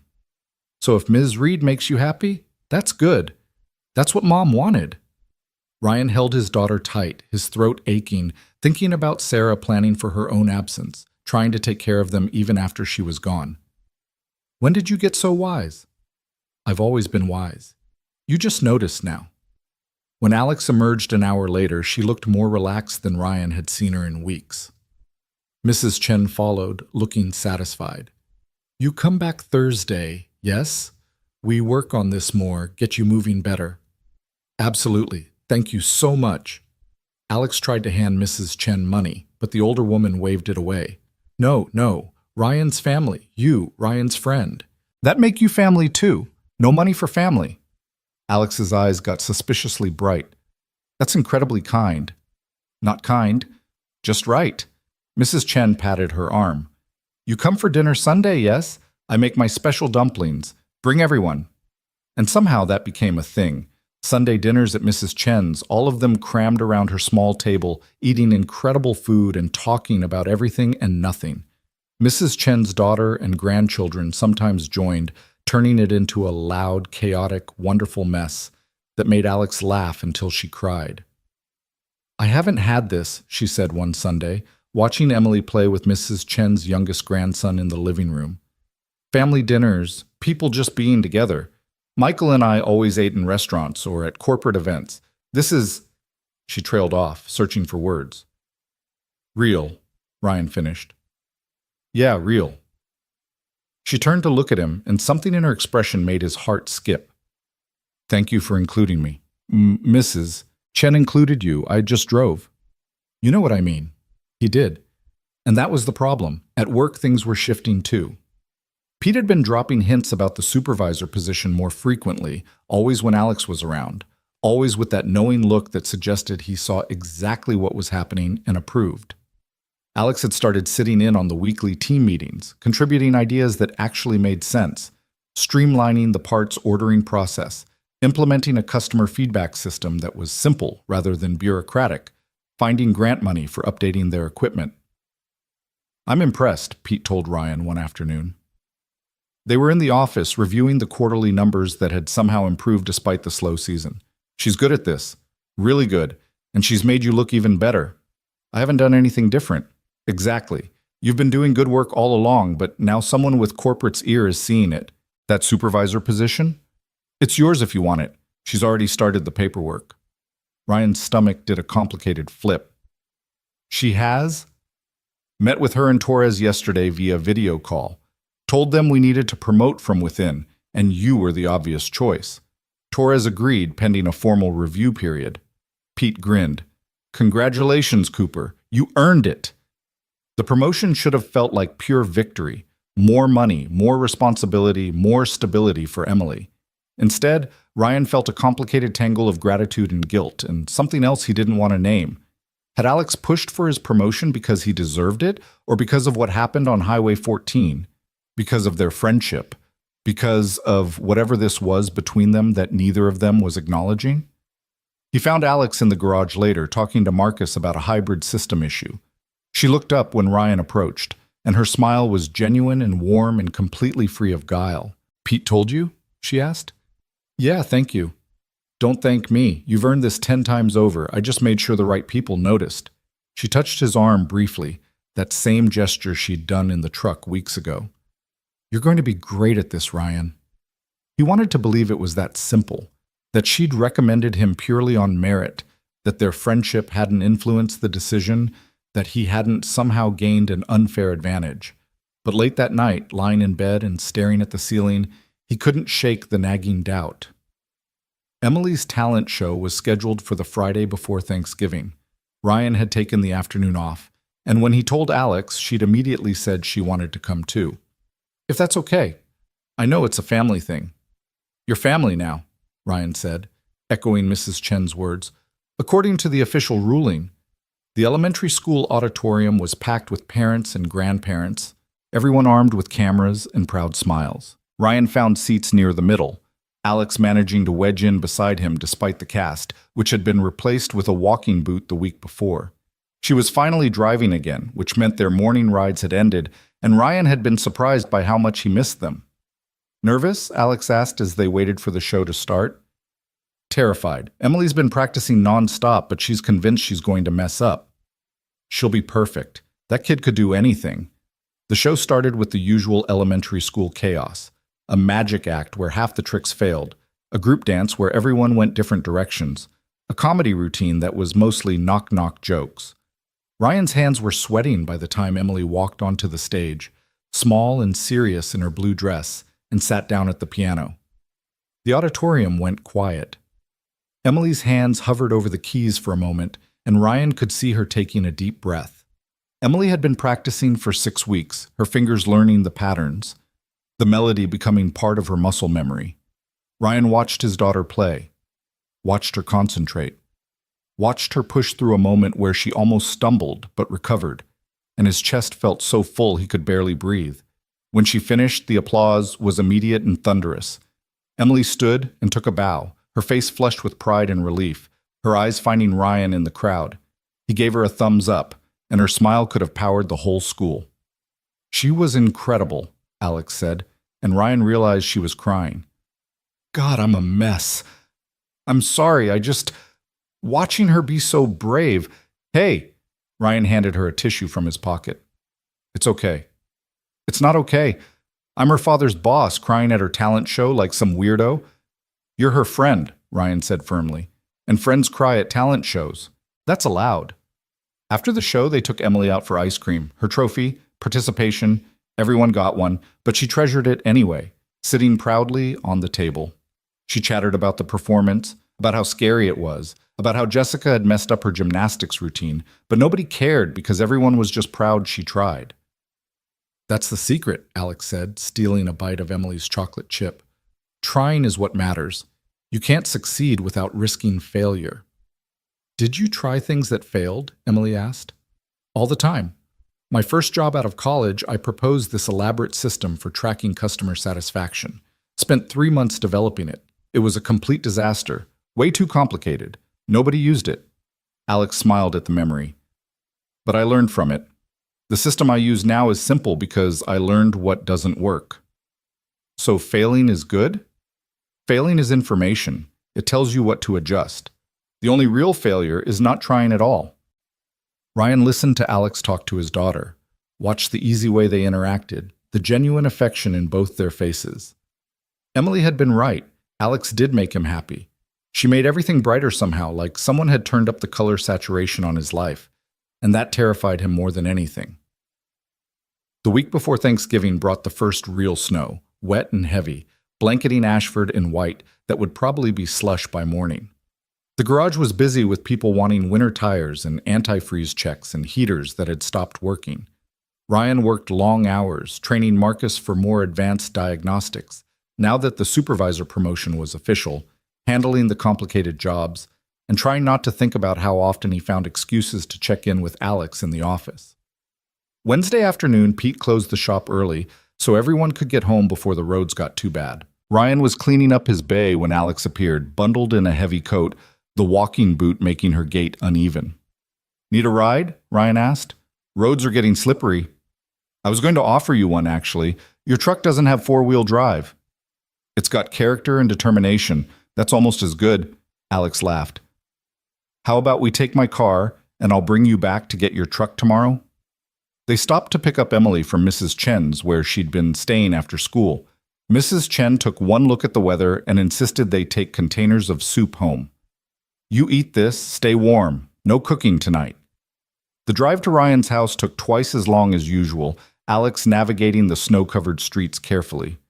When they pulled up, the house looked small and shabby against the white landscape, the porch light casting a warm glow that was inviting and inadequate at the same time. You want to come in? Ryan heard himself ask. Warm up before you drive home? I'd like that. Inside, Emily immediately claimed the soup and started heating it on the stove, chattering about Thanksgiving plans with Mrs. Chen's family. Ryan turned on lights, suddenly seeing his home through Alex's eyes. The worn furniture, the crayon drawings on the fridge, the stack of bills he'd been meaning to file. The general clutter of a life being lived by two people doing their best. "I love it," Alex said, looking around. "It feels like a home, real and lived in. It's messy. It's perfect." She picked up a photo from the side table. Ryan, Sarah, and infant Emily, all of them exhausted and happy in the hospital room. "Is this her?" "Yeah, that's Sarah." Alex studied the photo for a long moment. She was beautiful. And you can see how much she loved you both. She did. Every day, even when it got hard. Ryan took the photo and set it back carefully. "Some days I feel guilty." "For what?" "For being happy. For laughing, for enjoying things, for—" He stopped, but Alex finished the thought. "For moving forward?" "Yeah." "Ryan." Alex waited until he looked at her. "Grief isn't a debt you pay with unhappiness. Sarah loved you. That means she would want you to live, not just exist." Emily said something similar. "Emily's a smart kid. You should listen to her." They ate Mrs. Chen's soup at the kitchen table, Emily between them, snow falling outside the window. It felt domestic and comfortable and dangerous in ways Ryan couldn't articulate. After dinner, Emily wanted to watch a movie, and somehow Alex ended up staying, the three of them on the couch with blankets, watching a Pixar film Emily had seen dozens of times but never got tired of. Halfway through, Emily fell asleep against Ryan's shoulder. He looked down at her, then over at Alex, who was watching them with an expression that made his heart ache. "She's lucky," Alex said softly, "to have you." "I'm the lucky one." "No, Ryan, you're the good one. There's a difference." The movie ended. Alex should have left, but the snow was worse now, coming down in sheets that made driving dangerous. Ryan checked the weather on his phone. Winter storm warning, advised to stay off roads unless absolutely necessary. "You can stay," he said. "Guest room's small, but the bed's decent." Alex hesitated. "I don't want to impose." "You're not. I'm not letting you drive in this." Ryan stood carefully. Emily's still asleep against him. "Let me put her to bed, then I'll get you set up." He carried Emily to her room, tucked her in like he had every night for 9 years, kissed her forehead, and turned on her nightlight. When he came back out, Alex was looking at the photos on the wall, a timeline of Emily's life from infant to now, mixed with pictures of Sarah, of Ryan's parents before they passed, of the family they'd built and lost and rebuilt. "This is what I wanted," Alex said, not turning around. "This whole time climbing the corporate ladder, making VP by 35, checking all the boxes, I thought I was building towards something, but I was building the wrong thing. This—" She gestured at the photos, at the house, at everything. "This is what matters." Ryan didn't know what to say, so he just showed her to the guest room and found clean sheets and an extra blanket. "Bathroom's across the hall. Help yourself to anything you need." "Ryan?" Alex stopped him as he was leaving. "Thank you for everything. It's just a bed for the night. You know that's not what I mean." He did know, and that was exactly why he needed to leave, to put a door between them, to remember all the reasons this couldn't be anything more than friendship. But he stood there in the doorway, looking at Alex in his house, in his guest room with snow falling outside, and all those reasons felt suddenly flimsy. "Good night, Alex." "Good night." Ryan lay in his own bed that night, separated from Alex by 20 feet, and a wall that might as well have been paper for all the protection it offered. He could hear her moving around, getting ready for bed. The sounds of someone making themselves comfortable in an unfamiliar space. The house felt different with her in it, fuller somehow, like all the empty spaces had been occupied by possibility. He thought about what she'd said, about building the wrong things. He thought about his own life, so carefully controlled, so focused on stability and security that he'd forgotten about joy. He thought about Sarah's last words to Emily, about the promise to be happy. And he thought about Alex, about the way she laughed, about her dry humor and sharp mind, about the way she'd integrated herself into his life so smoothly he hadn't noticed until she was essential, about the way his heart sped up when he saw her, about the way conversations with her felt like coming home. Somewhere around 2 in the morning, Ryan heard Emily's door open and her footsteps in the hall. He got up and found her standing outside Alex's door, looking uncertain. "Bad dream?" he whispered. Emily shook her head. "I heard someone and got confused. I forgot Ms. Reed was staying over." "Go back to bed, sweetheart." But Alex's door opened before Emily could move. She stood there in borrowed pajamas, Ryan's actually, an old t-shirt and sweatpants that were comically large on her, looking rumpled and concerned. "Everything okay?" "Bad dream," Emily said, contradicting what she'd just told Ryan. "Those are the worst." Alex knelt down to Emily's level, cast and all. "You want to talk about it?" "I dreamed Dad was gone. Like Mom. That I was alone." Ryan's heart broke. Emily had nightmares sometimes, usually triggered by stress or change, or just the random cruelty of a child's subconscious. He moved toward her, but Alex was already pulling her into a hug. "You're not alone, sweetie. You've got your dad and Mrs. Chen and me and so many people who love you. Bad dreams lie. They make scary things seem real when they're not. Promise?" "Promise. And if you're scared, you can always call your dad. Or me. Anytime. Okay?" Emily nodded against Alex's shoulder, then pulled back. "Thanks, Ms. Reed." Alex. Just Alex. Ryan tucked Emily back into bed, staying until she fell asleep again, then found Alex still in the hallway. "Thank you," he said quietly, "for that. She's a good kid. She shouldn't have to be scared." They stood there in the dim hallway, snow still falling outside, the house quiet around them. Alex looked young without makeup, vulnerable in oversized pajamas, and Ryan realized with startling clarity that he was in love with her. Had been for weeks, probably. Maybe since that first moment on Highway 14 when he'd pulled her from the wreck.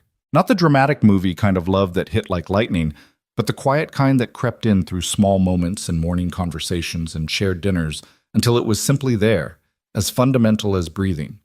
The realization should have terrified him. Instead, it felt like relief. "Alex," he started, not sure what he was going to say, just knowing he needed to say something. "Don't." She held up a hand. "Whatever you're thinking, don't say it tonight. Not like this, not in the middle of the night with emotions running high. If there's something to say it in the daylight when we're both sure." She was right. She was always right. "Okay.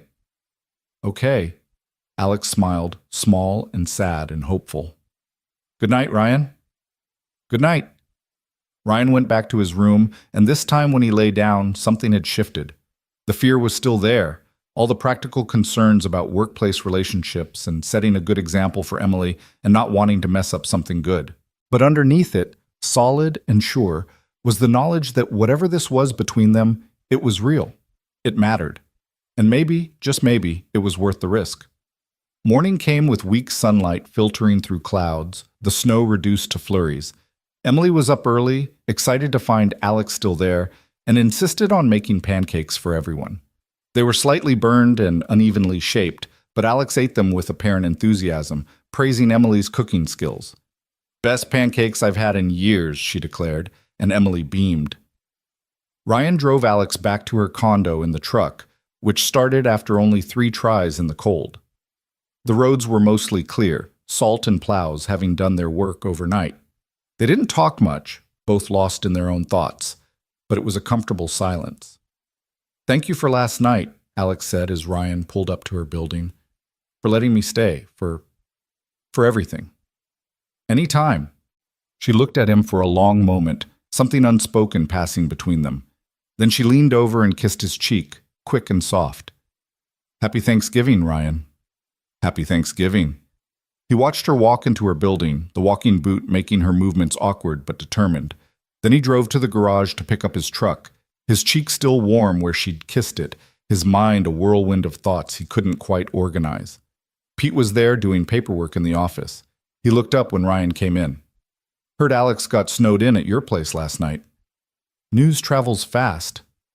"Always does." "You two figure things out yet?" Ryan blinked. "Figure what out?" "Come on, Cooper. I'm old, not blind. You've been dancing around each other for weeks." Pete leaned back in his chair.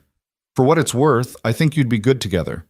And before you start worrying about workplace politics, the supervisor promotion is already approved by corporate. Nothing she does now changes that. It's on merit, documented, and official. It's complicated. It's always complicated. That's life. Pete picked up his coffee mug. Sarah was a good woman. She'd want you to be happy. And that girl makes you happy. Anyone can see it. You sound like Emily. Emily's a smart kid. Maybe listen to her. Ryan grabbed his truck keys and headed out, Pete's words echoing in his head alongside Alex's and Emily's. Everyone seemed to think this was simple, that happiness was just there for the taking if he'd stop overthinking and reach for it. Maybe they were right. Thanksgiving was chaos at Mrs. Chen's house, her entire extended family crammed into every available space, food covering every surface, kids running around in a delighted frenzy. Alex showed up with wine and flowers, and Mrs. Chen immediately put her to work setting the table, treating her exactly like she treated everyone else, with bossy affection and absolute acceptance. Ryan helped in the kitchen, stealing glances at Alex as she talked with Mrs. Chen's daughter, as she played with the younger kids, as she seamlessly fit into this makeshift family they'd all built. Emily stuck close to her, proudly introducing her to everyone as my friend Alex, who's also my dad's friend, and she's really nice, and she broke her leg, but she's getting better. They ate until they couldn't move, then ate dessert anyway because Mrs. Chen insisted, and you didn't argue with Mrs. Chen. As evening fell and people started leaving, Ryan found himself on the back porch with Alex, both of them wrapped in blankets, watching stars emerge in the clear, cold sky. This is the best Thanksgiving I've had in 10 years, Alex said softly. Maybe ever. Corporate events not measuring up? Corporate events are performances. This was real. She turned to look at him. You've built something amazing, Ryan. This life, this family. Emily, Mrs. Chen, even Pete and the guys at the garage. You've created something real and good. I just tried to keep going after Sarah died. This sort of happened around me. No, you made this happen by being the kind of person people want in their lives. Alex pulled her blanket tighter. I spent so long building the wrong things. I want to build the right things now. I want what you have. Alex, I'm falling in love with you, she said, the words tumbling out in a rush. I know that's complicated and probably inappropriate, and I'm your boss, so this creates all kinds of problems. I know you're still grieving Sarah, and Emily has to come first, and there are 1,000 reasons why this is a terrible idea.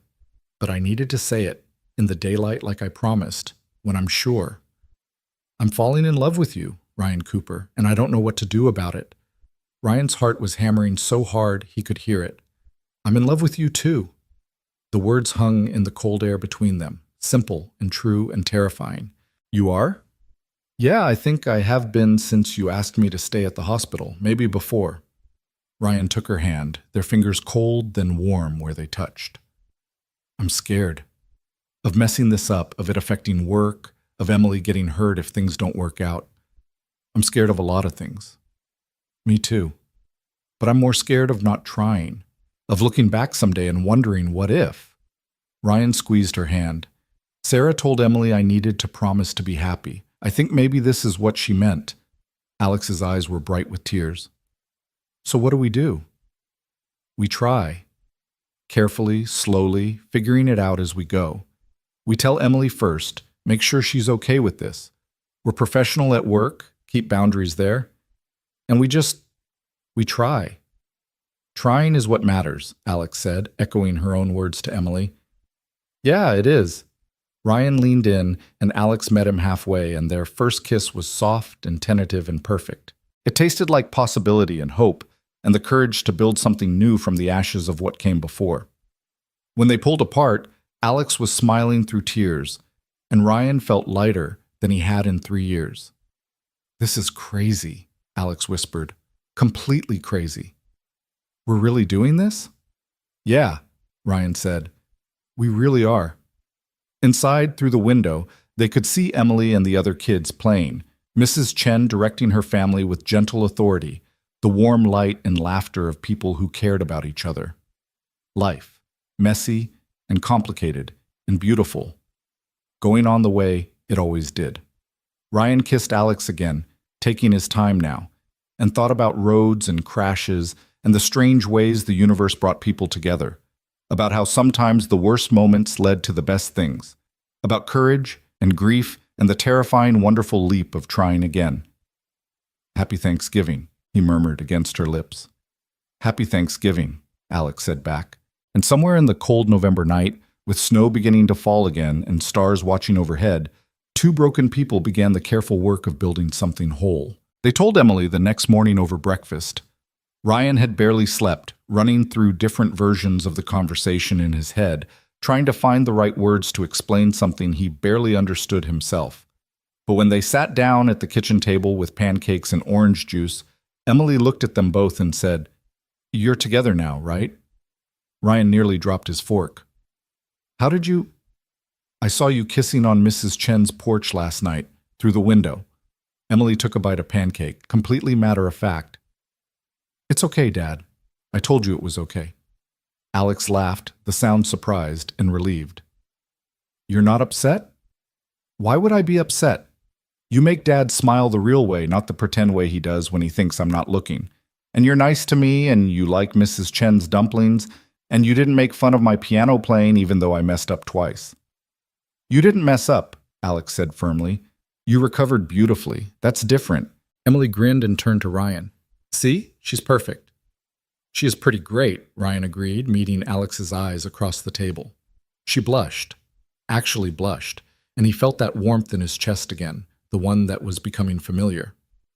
"So can Alex come to movie night on Fridays?" Emily asked. "And can we still do Sunday dinners at Mrs. Chen's? And will you get married?" "Whoa, slow down there, kiddo." Ryan held up his hands. "Yes to movie night, yes to Sunday dinners, and the marriage thing is way too early to even think about." "But someday maybe?" Ryan looked at Alex, who was trying not to laugh. "Someday maybe. But let's take this one step at a time, okay?" "Okay." Emily finished her pancakes and carried her plate to the sink. "I'm going to call Jessica and tell her my dad has a girlfriend. She's going to be so jealous." After Emily ran off to her room, Ryan and Alex sat in the kitchen, the morning light streaming through the window, the normalcy of the moment almost jarring after the intensity of last night. "That went better than expected," Alex said. "She's been planning this since before we figured it out ourselves." "Smart kid." Takes after her mother, Ryan reached across the table and took Alex's hand. "So, we're really doing this." "We're really doing this." Alex squeezed his fingers. "What's the plan? How do we handle work?" "Carefully. Pete knows. He's fine with it. But we keep things professional at the garage. No favoritism, no public displays of affection, nothing that makes the other guys uncomfortable or gives corporate any reason to question the promotion." "Agreed. And I want to be clear, the promotion is happening regardless of us. Torres already signed off. It's in the system. It's done. This doesn't change that." "I know. I trust you." Ryan paused. "That's new for me. Trusting someone this fast." "It's new for me too. After Michael, I swore off relationships for a while. Figured I was better off alone." Alex smiled softly. "Then some guy pulled me out of a wrecked car and turned my whole life upside down. Sorry about that." "Don't be." They spent the rest of the weekend in a strange kind of limbo, not quite sure how to be together, but figuring it out through small moments. Alex came back that afternoon and they watched football on TV while Emily practiced piano in the other room. They made dinner together, Alex chopping vegetables while Ryan handled the stove, their movements around each other tentative at first, then gradually more comfortable. When Alex left that evening, Ryan walked her to her car and kissed her goodbye, and it felt both brand new and like something they'd been doing forever.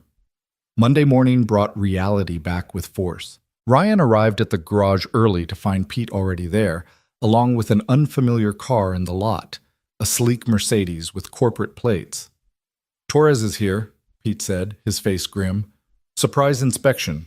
He's in my office." Ryan's stomach dropped. "When did he arrive?" "Half hour ago. Wants to see you as soon as you get in." Richard Torres was a tall man in his 50s with steel gray hair and a manner that suggested he didn't waste time on pleasantries. He looked up when Ryan entered the office, his expression unreadable. "Ryan Cooper. Have a seat." Ryan sat, his mind racing through possibilities. This was about Alex, had to be. Someone had seen them together, reported back to corporate, and now the promotion was in jeopardy. Or worse, Alex's position was. I've been reviewing the quarterly reports for all our regional locations, Torres said, shuffling papers on Pete's desk. Lou's Auto Service has shown significant improvement over the past 2 months. Customer satisfaction up 18%, efficiency metrics improved across the board, and employee retention at 100%. That's remarkable. We've got a good team, Ryan managed. You do. And from what I'm seeing in Alexandra's reports, you're a significant part of why that team functions so well. Torres leaned back. She's recommended you for the regional supervisor position, as you know, but I wanted to meet you myself before finalizing anything. Corporate doesn't like surprises. I understand. Tell me about the transmission job last month, the Wallace Chevy. Ryan walked him through it, the diagnostic process, the complications, how he'd worked with Marcus to solve problems as they arose. Torres asked sharp questions, the kind that revealed he actually understood automotive work rather than just management theory. Gradually, Ryan relaxed, falling into the familiar rhythm of talking about what he knew best. You care about the work, Torres said after 20 minutes. Not just doing it, but doing it right. That's rare. It's the only way I know how to do it. Torres studied him for a long moment. Alexandra speaks very highly of you, says you're exactly the kind of employee we should be promoting, that you lead by example, that the other mechanics respect you, that customers trust you. He paused. She also disclosed that you two have developed a personal relationship. There it was. Ryan's mouth went dry. Yes, sir. We have. That's a potential conflict of interest. I know, but the promotion was approved before we started dating. It's documented and official, based on merit and performance reviews going back years. Our relationship doesn't change that. No, it doesn't. Torres tapped his pen on the desk. Here's the thing, Cooper. I don't care who dates whom, as long as the work gets done and there's no favoritism or harassment involved. But I need to know that this won't become a problem down the line. If things go south between you two, can you still work together professionally? Ryan thought about it, really thought about it. Yes, because neither of us would let personal issues affect the business. That's not who we are. Good answer. Torres stood and extended his hand. The promotion is yours. Congratulations. You start officially January 1st, which gives you 5 weeks to transition. Alexandra will be overseeing 5 other locations in addition to this one, so you'll be her primary contact here. Think you can handle that? Yes, sir. They shook hands, and Ryan left the office feeling like he'd just survived an interrogation. Pete was waiting in the garage, trying to look busy, but obviously hovering. Well? He asked as soon as Torres was out of earshot. He knew about me and Alex. She told him. Pete's eyebrows shot up. She did? Before it could become a problem, disclosed it officially. Ryan shook his head, something between admiration and disbelief washing over him. She protected both of us. That's smart. Corporate can't complain about something they already know about. Pete clapped him on the shoulder. Welcome to management, Cooper. It's going to be a hell of a ride. Alex arrived an hour later, walking with barely a limp now that the boot was gone, and physical therapy was working its magic. She caught Ryan's eye across the garage and raised an eyebrow in question. He gave her a subtle thumbs up, and her whole face relaxed. They didn't get a chance to talk until lunch, when Alex suggested they grab sandwiches from the deli down the street. They walked the 3 blocks in comfortable silence, the December air cold enough to see their breath, but the sun bright overhead.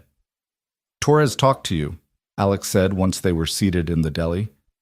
Yeah, thanks for telling him about us before he found out another way. I wasn't going to risk your promotion or my job on someone else's gossip. She unwrapped her sandwich. He was okay with it? Said as long as it doesn't affect the work, he doesn't care, which is surprisingly progressive for corporate. Torres is practical. He cares about results, not office politics. Alex took a bite, chewed thoughtfully. I was terrified, though. Thought maybe I'd just torpedoed both our careers. You did the right thing. You always do the right thing. Not always. I stayed married to Michael for 3 years too long because I was afraid of failing. I took this transfer to get away from Portland instead of dealing with my problems there. I've made plenty of mistakes. But you learn from them. That's what matters. Ryan reached across the table and briefly touched her hand. And for the record, I'm glad you took the transfer, even if it meant wrecking your car and breaking your leg. Silver linings and all that, Alex smiled. So we survived the corporate inspection. What's next? Next, we figure out how to be together without screwing up everything we've both worked for. Sounds simple. Sounds impossible. Well, Alex said, her smile turning mischievous, we've done impossible things before. The next few weeks settled into a rhythm that felt both new and natural. Ryan and Alex were scrupulously professional at work, their interactions focused on business, no special treatment visible to anyone watching. But after hours, they built something else entirely. Dinners at Ryan's house or Alex's condo, movie nights with Emily, Sunday gatherings at Mrs. Chen's that had expanded to include half the neighborhood. Alex taught Emily more advanced piano techniques, drawing on her childhood violin lessons. Ryan fixed Alex's kitchen cabinets and the weird noise her car was making. They went on actual dates too, dinner and a movie like normal couples, though they kept those in the next town over to avoid the Ashford gossip mill. This is weird, Marcus said one afternoon at the garage. He and Ryan were working on a particularly stubborn brake system, both of them wedged under a Ford Explorer. You and Miss Reed dating. I mean, good weird, but weird. Tell me about it. Pete says you're handling it well, keeping work and personal separate. Trying to. Ryan passed him a wrench. It's not always easy. I bet. But you seem happy, man. Happier than I've seen you since I started here. Marcus was quiet for a moment, just the sound of tools against metal. That's good. You deserve to be happy. Ryan didn't know what to say to that, so he just kept working. But the words stayed with him. Deserve. Like happiness was something you earned through suffering, through endurance, through proving you'd paid enough dues. Maybe it was. Or maybe it was just something you chose when the opportunity presented itself. Emily's Christmas pageant fell on the last day of school before winter break. She'd been cast as a narrator, which meant memorizing a dozen pages of script and delivering them with appropriate dramatic flair.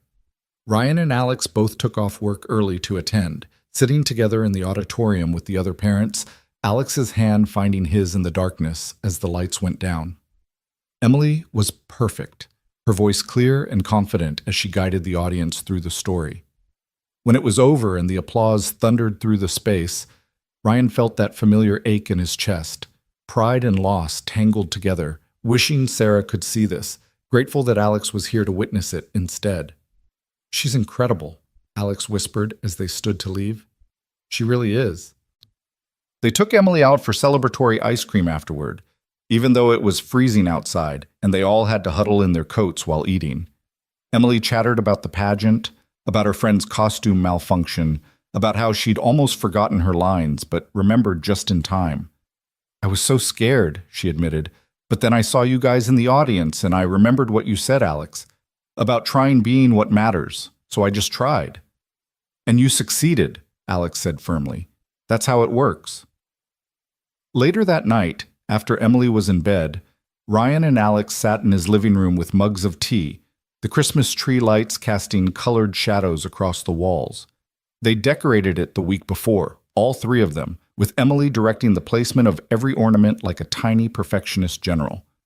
I got you something, Alex said, pulling a small wrapped box from her bag. Early Christmas present. Ryan took it, surprised. They'd agreed on small gifts this year, nothing extravagant. He unwrapped it carefully to find a leather keychain with a small silver medallion attached. Engraved on one side was a simple message. You are the good one. It's what I said to you, Alex explained softly. That night after Thanksgiving, you said you were lucky, and I said no, you're the good one. I wanted you to have a reminder. Ryan's throat was tight. Alex, this is... Thank you. You're welcome. She set down her tea and moved closer. I know we're taking things slow. I know we're being careful. But I need you to know that this isn't casual for me. You and Emily, this life you've built, being part of it, it's everything I didn't know I needed. It's everything for me too. Ryan pulled her close, breathing in the scent of her shampoo, feeling her warmth against him. I love you. I should say that more often. I love you too. They sat like that for a long time, the tree lights glowing, the house quiet around them. Through the window, Ryan could see snow beginning to fall, soft and steady, blanketing the world in white.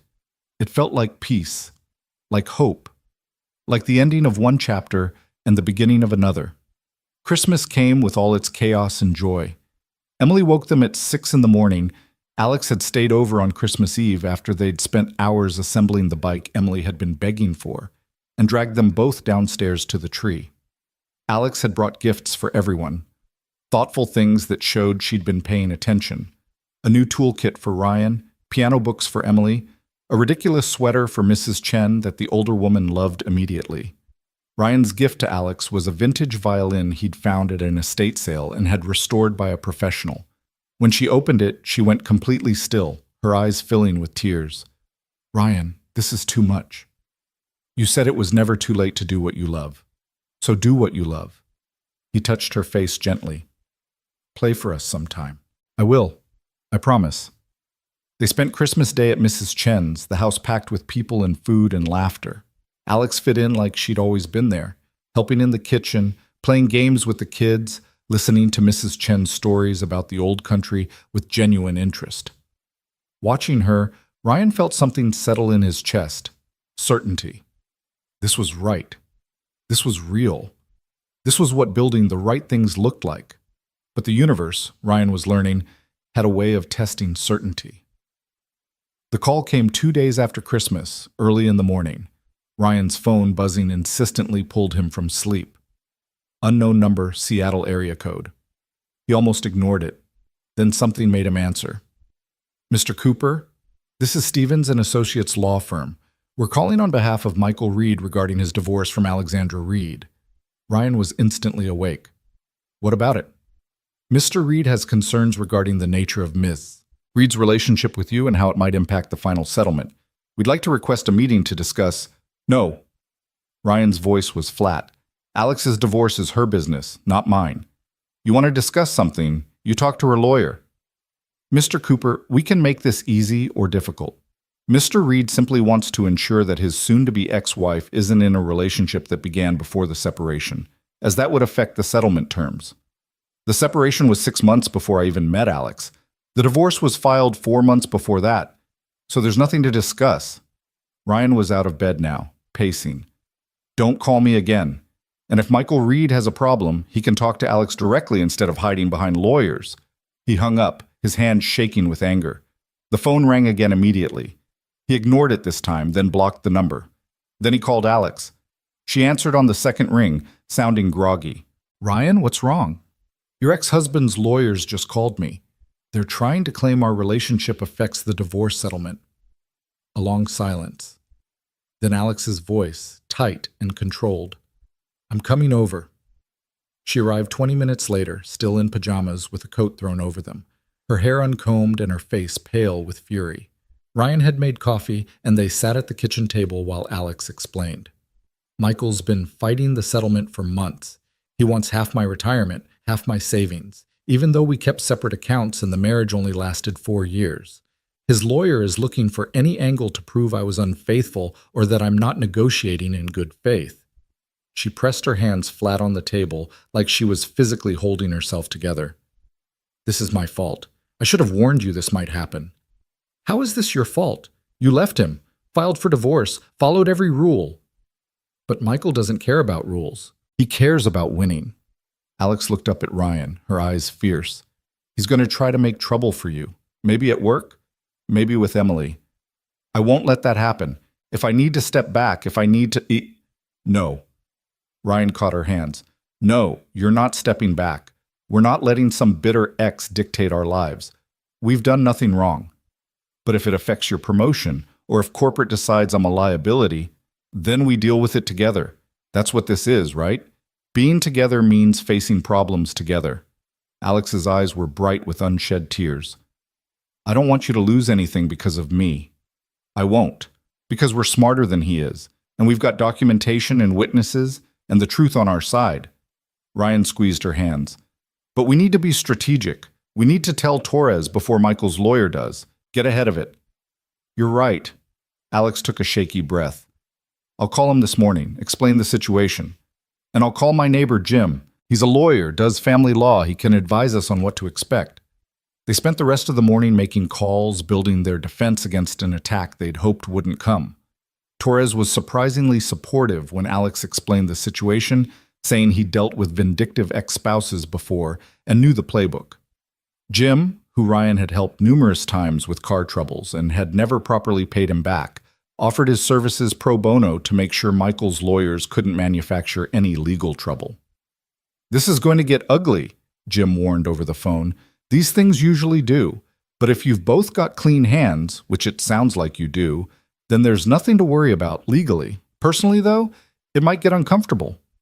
Uncomfortable turned out to be an understatement.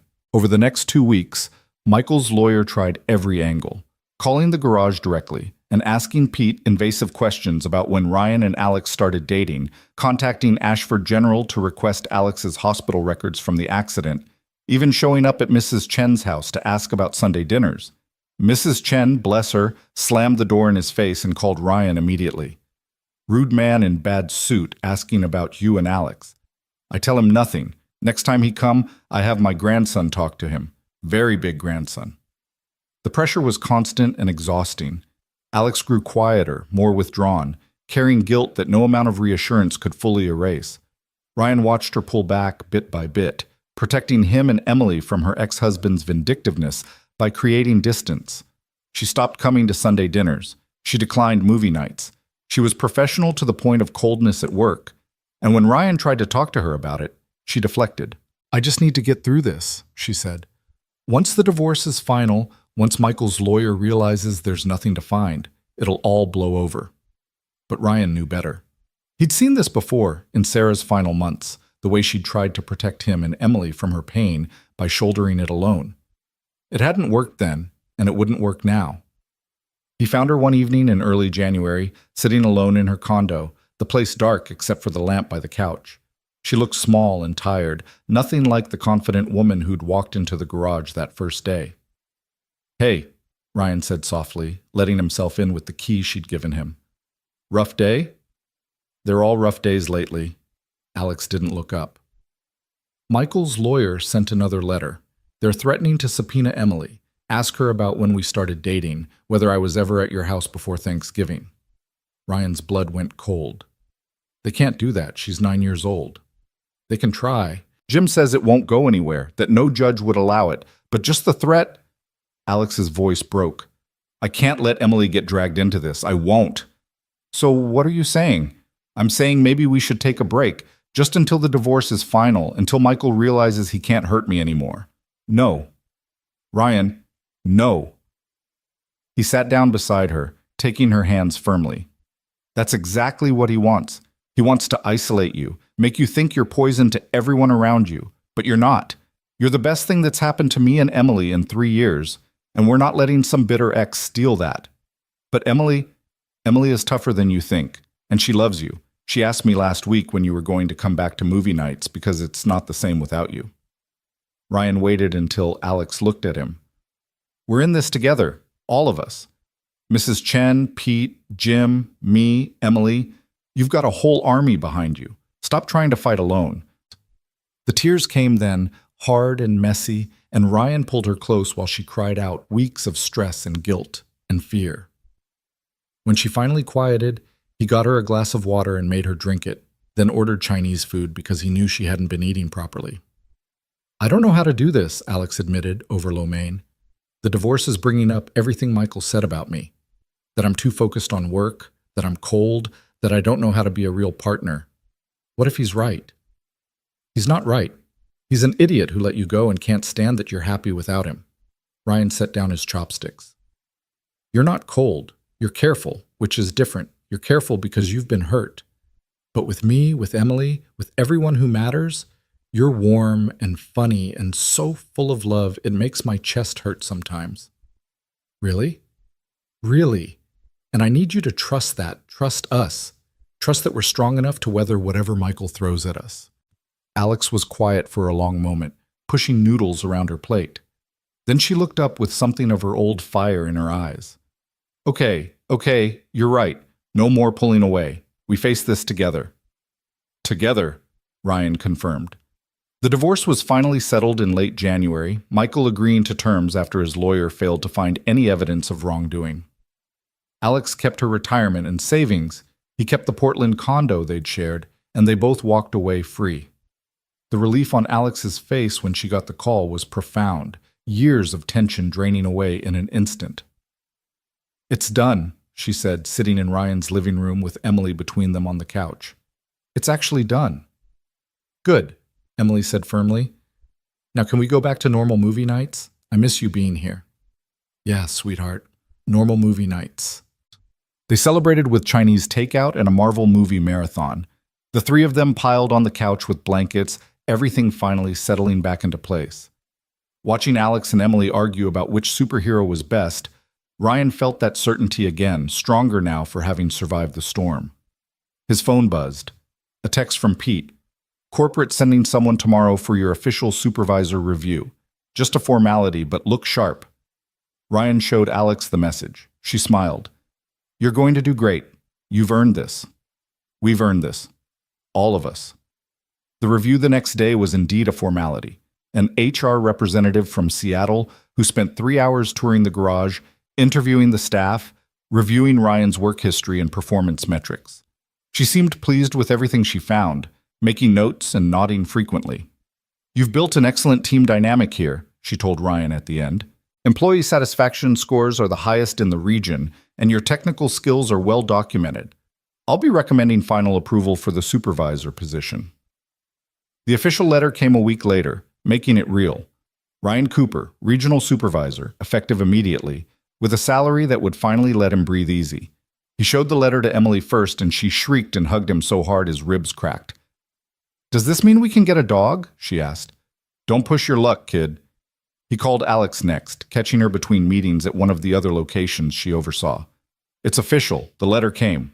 "Ryan, that's wonderful. I'm so proud of you." "Couldn't have done it without you, and I mean that. You saw something in me I didn't see in myself. I just saw what was already there. You did the hard work." That night, they celebrated at the nicest restaurant in Ashford, just the two of them, Alex in a dress that made Ryan forget how to form sentences, and Ryan in the one suit he owned that still fit. They talked about the future, careful and hopeful, about what came next. "I've been thinking," Alex said over dessert. "My lease is up in April. I could renew, or—" She trailed off, watching him. "Or?" Ryan prompted, his heart picking up speed. "Or I could not renew. Could find somewhere else. Maybe somewhere with a little more space, a yard for Emily to play in. Maybe somewhere closer to you." Ryan set down his fork. "How much closer?" "That depends. How would you and Emily feel about me being really close, like same address close? Are you asking to move in with us?" "I'm floating the idea. We've been together 4 months now, which is fast by normal standards, but nothing about us has been normal." Alex was nervous, he realized, her fingers fidgeting with her napkin. "But if it's too soon, or if you need more time, or if Emily isn't ready—" "Emily asked me last week if you were ever going to live with us because it would be more convenient for movie nights." Alex laughed, surprised. "She did?" "She did. And I told her that was a conversation for grown-ups to have, but that I'd like that someday." Ryan reached across the table. "I'd like that now if you would. The house is small, but we could make it work. Or we could find somewhere new, all three of us. Start fresh. I'd like that. Starting fresh with you."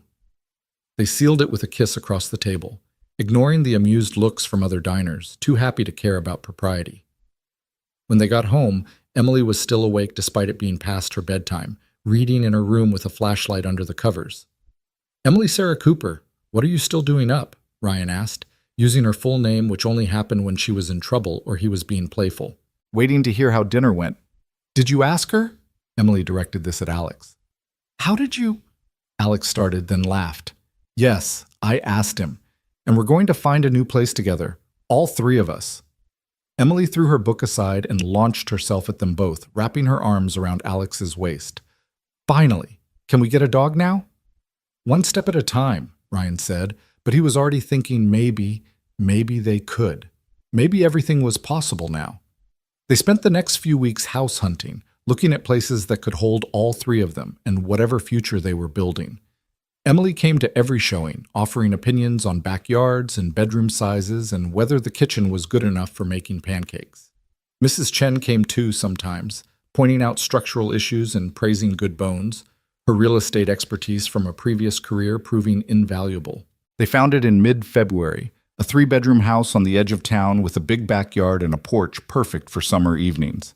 It needed work. The kitchen was outdated, the bathroom tiles were cracked, the fence was falling down, but it had good bones, as Mrs. Chen said, and it had space for all of them, room to grow into. "This is the one," Emily declared, standing in the middle of the empty living room and spinning in circles. "This is definitely the one." Ryan looked at Alex, who was running her hand along the fireplace mantel, her expression soft. "What do you think?" "I think Emily's right. This is the one." They made an offer that night, and it was accepted the next day. Closing was set for April 1st, which gave them 6 weeks to pack and plan and figure out the logistics of combining 3 separate lives into one. It should have been stressful, but instead it felt like an adventure, the 3 of them tackling each challenge together. Pete threw Ryan a promotion party at the garage, just the team and their families, nothing fancy but full of genuine warmth. Marcus gave a toast that was mostly jokes about Ryan finally becoming the boss he'd always secretly been. Carlos contributed a bottle of expensive whiskey with a note that said, "Don't let it go to your head." And Pete, gruff and proud, pulled Ryan aside and said, "Your dad would be proud of you, son. I know I am."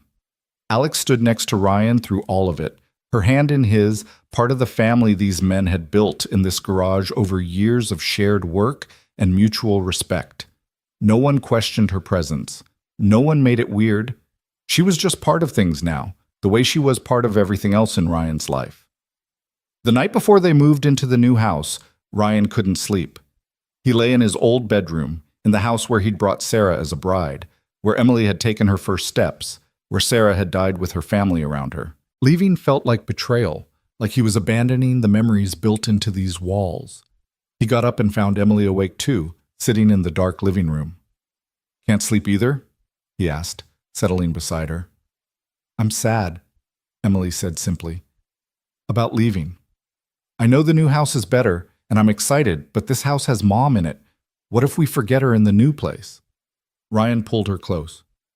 "We won't forget her. Mom isn't in the house, sweetheart. She's in us. In the way you scrunch your nose when you laugh like she did. In the way I still make her terrible jokes. We carry her with us wherever we go. Promise?" "Promise. And you know what? I think Mom would be happy about the new house, about Alex, about all of it. She wanted us to be happy. She said so, remember?" "I remember." Emily was quiet for a moment. "Do you think Alex will be like a mom to me?" The question made Ryan's heart ache. "I don't know, Em. She'll never replace your mom. Nobody could. But she can be something else, something just as important, if you want her to be." "I do want that. I want her to stay forever." "Then we'll make sure she knows that." They sat together in the dark house, saying goodbye to the past without letting go of it, making room for the future while honoring what came before. Outside, the first hints of dawn were touching the sky, February giving way to March, winter gradually releasing its grip. The move itself was chaos organized by Mrs. Chen, who showed up with her entire extended family and treated the operation like a military campaign. By evening, the new house was full of boxes and furniture and people, everyone pitching in to help arrange things and make the space feel like home. Alex's violin ended up on a shelf in the living room next to Emily's piano books. Ryan's tools filled the garage next to Alex's rarely used golf clubs. Their clothes mixed in the closet, their books combined on the shelves, their lives interweaving in 100 small ways. That night, after everyone had left and Emily was asleep in her new room, Ryan and Alex stood on the back porch and looked at their yard, at the fence that needed fixing and the garden that needed planting and all the work ahead of them. "We did it," Alex said softly. "We did. We built something real. Together." "Together," Ryan agreed. He thought about Highway 14, about that November morning that felt like a lifetime ago, about how one moment of deciding to stop, to help, to give a damn about a stranger had led to all of this, about how sometimes the worst things led to the best things, and how courage was just showing up and trying even when you were terrified. Alex leaned into him and Ryan wrapped his arms around her, and they stood there watching the stars come out over their new home, their new life, their carefully constructed happiness. Somewhere inside, Emily was dreaming. Somewhere in the past, Sarah was smiling. And here in the present, two people who'd been broken were learning how to be whole. It wasn't perfect. It would never be perfect. But it was real. And it was theirs. And that was more than enough. Spring came to Ashford with a vengeance that year, warm winds melting the last of the snow and coaxing green shoots from the earth. The new house responded to the season like it had been waiting. The garden beds Alex discovered under years of neglect began producing tulips and daffodils.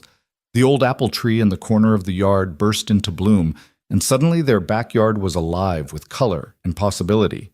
Ryan spent his weekends fixing the fence while Alex tackled the kitchen, stripping old wallpaper and painting cabinets a soft cream color that made the whole room feel bigger. Emily helped where she could, mostly by providing commentary and bringing them snacks, but her enthusiasm made up for her limited construction skills. They worked as a team, the three of them, transforming the house from something they'd bought into something they'd built together. "This is harder than I expected," Alex said one Saturday afternoon, surveying their progress with paint-speckled hands. They'd been working for 6 hours straight, and the kitchen was only half done. "How do people do home renovation shows where everything's finished in a weekend?" "They have crews and budgets and editors," Ryan said, wiping sweat from his forehead. "We've got determination and YouTube tutorials." "And Mrs. Chen," Emily added. She was sitting at the kitchen table, taking a break from her job of removing old cabinet hardware. "She said she's bringing her grandson over next week to help with the heavy stuff." "That woman is a saint," Alex said. "I don't know what we'd do without her." "Probably still be painting," Ryan agreed.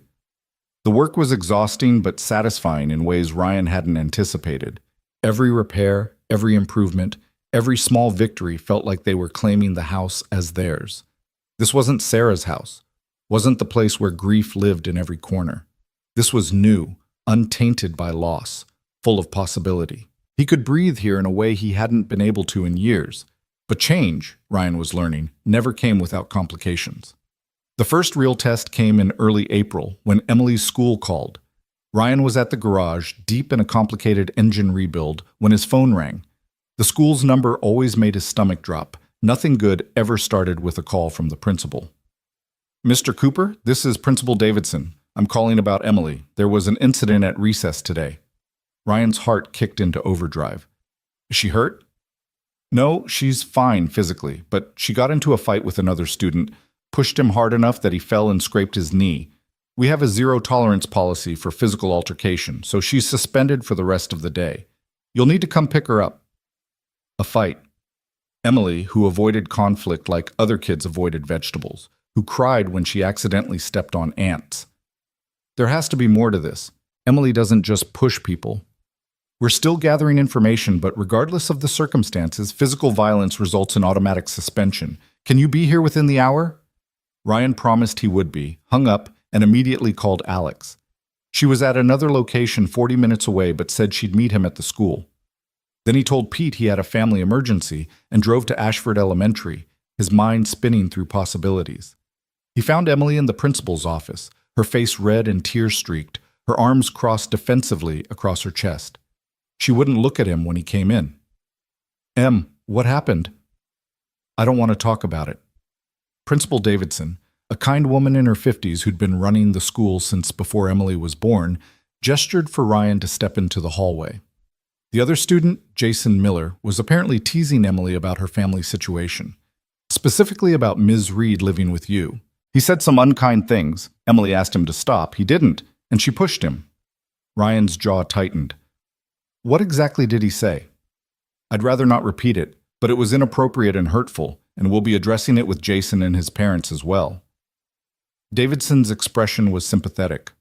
"I know Emily's been through a lot, losing her mother, adjusting to a new family dynamic.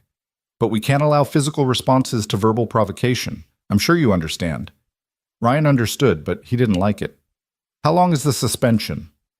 "Just today. But you'll need to write an apology letter to Jason, and we'd like you to come in Monday for a parent conference. Ms. Reed is welcome to attend as well, if she's available." Alex arrived just as they were wrapping up, slightly out of breath from rushing. She took one look at Emily's face and immediately knelt down beside her. "Hey, kiddo. Rough day." Emily's composure crumbled. She threw herself into Alex's arms and sobbed, all the fear and anger and hurt pouring out in broken words about Jason and his mean comments and how she was sorry, but he wouldn't stop, and she didn't know what else to do. "It's okay," Alex murmured, holding her tight. "It's okay to be upset. We'll figure this out together."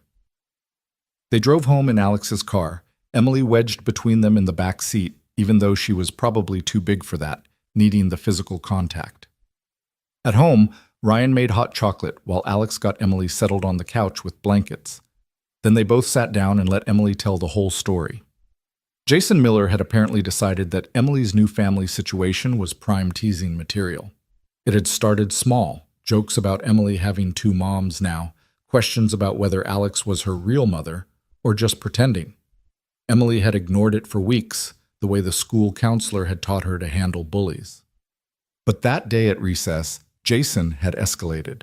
"He said that Alex was only with us because she felt sorry for me not having a real mom," Emily said, her voice small, "and that she'd leave once she got tired of playing house. And I told him to shut up, and he laughed and said everyone knew it was true, that you can't just replace someone's mom with a random lady." She looked up at Alex with devastated eyes. "And I know you're not trying to replace Mom, but he made it sound so awful, and I pushed him. I didn't mean for him to fall." Alex's face had gone very still. "Oh, Emily. I'm sorry. I know I shouldn't have pushed him, but he was lying and I wanted him to stop." "He was lying," Alex said firmly. "Every word. I'm not trying to replace your mom. Nobody could ever do that. And I'm not here because I feel sorry for anyone. I'm here because I love you and your dad because you've become my family, and that's real. That's not playing house. That's just house." "Really? Really, truly crossed my heart." Alex pulled Emily close. "And you know what? I'm proud of you for defending our family, even if the method wasn't great. It shows you care. But I got suspended." "Yeah, you did, and that has consequences. You'll write the apology letter like Principal Davidson asked, and you'll serve your suspension. But we're not mad at you, and we're definitely not ashamed of you. We're just sad that some kid hurt you with his words." Ryan had been quiet, letting Alex handle it, but now he spoke up.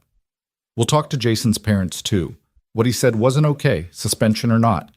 And Monday at the parent conference, we'll make sure the school understands the full situation." Emily nodded, exhausted from emotion. She fell asleep on the couch an hour later, worn out from crying and the adrenaline crash. Ryan and Alex moved to the kitchen to talk privately. "This is because of me," Alex said, her voice tight. "Because I moved in. Because people are talking. Because—" "No," Ryan cut her off. "This is because some kid is a bully, and his parents apparently haven't taught him better. This isn't your fault."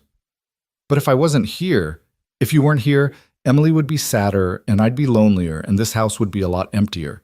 Don't do that. Don't make yourself the problem when you're part of the solution." Ryan took her hands. "Kids tease. It's what they do. Emily's going to face comments about her family no matter what, about not having a mom, about me raising her alone, about whatever. At least now she's got you in her corner, too." Alex's eyes were bright with unshed tears. "I love her so much, both of you. It scares me sometimes how much." "I know. I feel the same way." They held each other in the kitchen as afternoon light slanted through the windows, drawing strength from each other the way they'd learned to do. When Emily woke up, an hour later, they made dinner together and watched a movie, enforcing the suspension rules but making sure Emily knew she was still loved. The parent conference on Monday was tense. Jason's parents were defensive, insisting their son hadn't meant anything by his comments, that kids say things without thinking. Principal Davidson mediated with patience, but Ryan could tell she was frustrated too. By the end, both families had agreed to have their children apologize to each other, and the school promised to do a unit on diverse family structures in all the elementary grades. "Not ideal," Alex said as they walked back to the car, "but better than nothing." "I hate that she has to deal with this," Ryan said. "She's 9. She should be worried about homework and piano practice, not defending her family against judgmental jerks." "But she did defend us. That's something." Alex squeezed his hand. "She's got a good heart and a strong sense of what's right. That comes from you." That comes from Sarah. And from you now, too. Life settled back into its rhythm over the following weeks, though Emily was quieter than usual, more watchful. She threw herself into piano practice, spending hours at the keyboard working on increasingly difficult pieces. When Ryan asked if she was okay, she just said she was fine and kept playing. Alex noticed too. One evening, she found Emily in the backyard, sitting under the apple tree with her knees pulled to her chest, staring at nothing. "Mind if I join you?" Alex asked. Emily shrugged, which Alex took as permission. She settled onto the grass beside her, not pushing, just being present. "What Jason said," Emily finally spoke, "about you getting tired and leaving. That's not true, right? Not even a little bit true. But what if it is? What if one day you wake up and realize this is too hard? That being with us means dealing with stuff like suspension and mean kids and people judging you?" Alex was quiet for a moment, choosing her words carefully. "Emily, life is hard no matter what. Before I met you and your dad, I was alone in a condo I didn't care about, doing a job I was good at but didn't love, married to someone who didn't really see me. I was safe and successful and completely empty.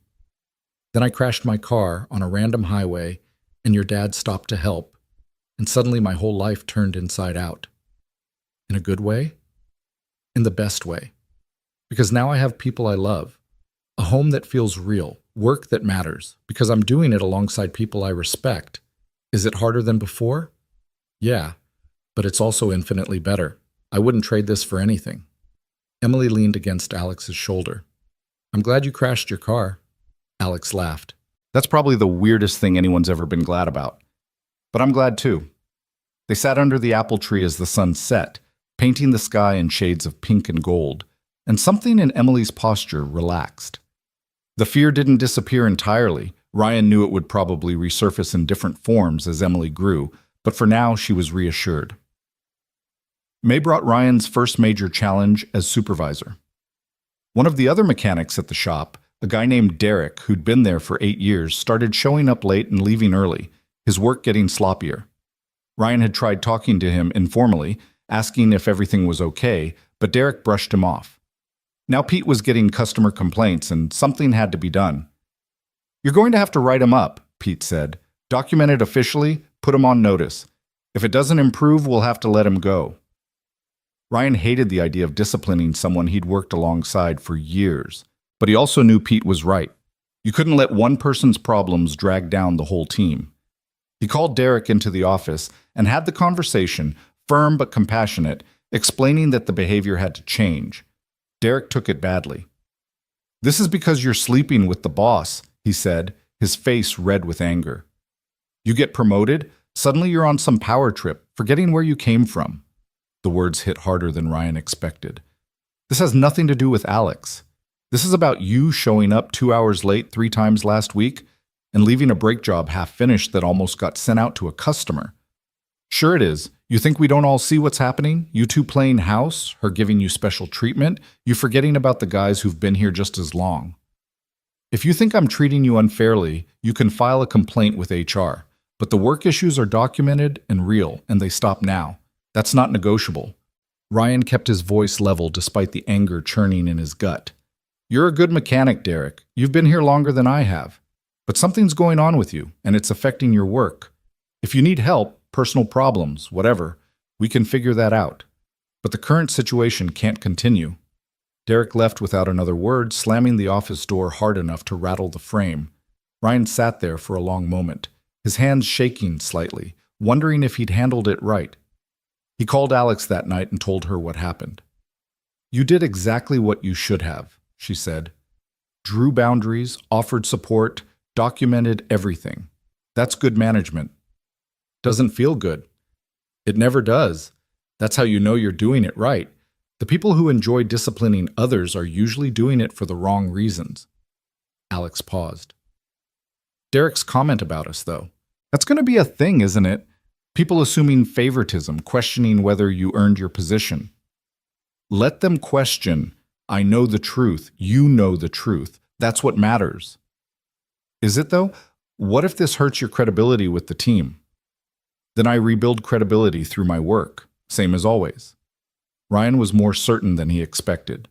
I'm not going to apologize for being with you. Not to Derek, not to anyone. Derek's attitude didn't improve. A week later, he showed up drunk and Pete had to fire him on the spot. It was ugly and sad, and Ryan felt guilty even though he knew logically it wasn't his fault. But the rest of the team rallied around him, making it clear they supported the decision and appreciated having a supervisor who actually cared about quality work. Derek was headed down that road long before you got promoted, Carlos said. Personal stuff, drinking problem. You just happened to be the one in charge when it came to a head. Don't beat yourself up. Marcus agreed.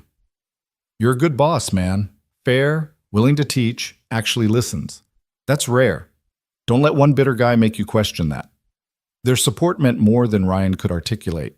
He'd been so worried about seeming weak or showing favoritism that he'd forgotten these were his friends, people who'd worked beside him for years and knew his character. Trust, he realized, wasn't something you demanded. It was something you built through consistency and honesty and showing up every day trying to do right. June brought Emily's 10th birthday and the end of the school year. They threw a party in the backyard, inviting Emily's entire class, including Jason Miller, who'd apologized months ago and had mostly left Emily alone since. Mrs. Chen made her famous dumplings, Pete brought a cake shaped like a piano, and Alex organized party games that even the cool kids admitted were fun. Watching Emily surrounded by friends, laughing and happy, Ryan felt that now familiar ache of joy and loss. Sarah should have been here for this. Should have seen their daughter turn 10, should have helped plan the party, should have been the one organizing games and cutting cake. But she wasn't, and life kept moving, and somehow that was both devastating and okay. Alex found him by the fence, away from the party noise. You all right? Yeah, just thinking about Sarah. How she'd have loved this. I'm sure she would have. Alex slipped her hand into his. I hope you know I'm not trying to take her place. Not with Emily, not in your memories. There's room for both of us. I know, and I hope you know that loving you doesn't mean loving her less. It just means my heart got bigger. Alex kissed him softly, and they stood there for a moment before Emily's voice calling for cake pulled them back to the party. That night, after all the guests had left and Emily was in bed with her new books and art supplies, Ryan and Alex cleaned up the backyard together. It had become one of their routines, this quiet working side by side, the comfortable silence that came from knowing each other deeply. I've been thinking, Alex said, gathering paper plates, about us, about the future. Ryan's hand stilled on the trash bag. Yeah? We've been living together for 3 months now. We're raising Emily together, managing our careers together, building a life together. She set down the plates and turned to face him. And I know we're taking things slow, being careful, but I don't feel like I need to be careful anymore. I feel sure. Sure about what? About this. About you. About wanting forever instead of just right now. Alex took a breath.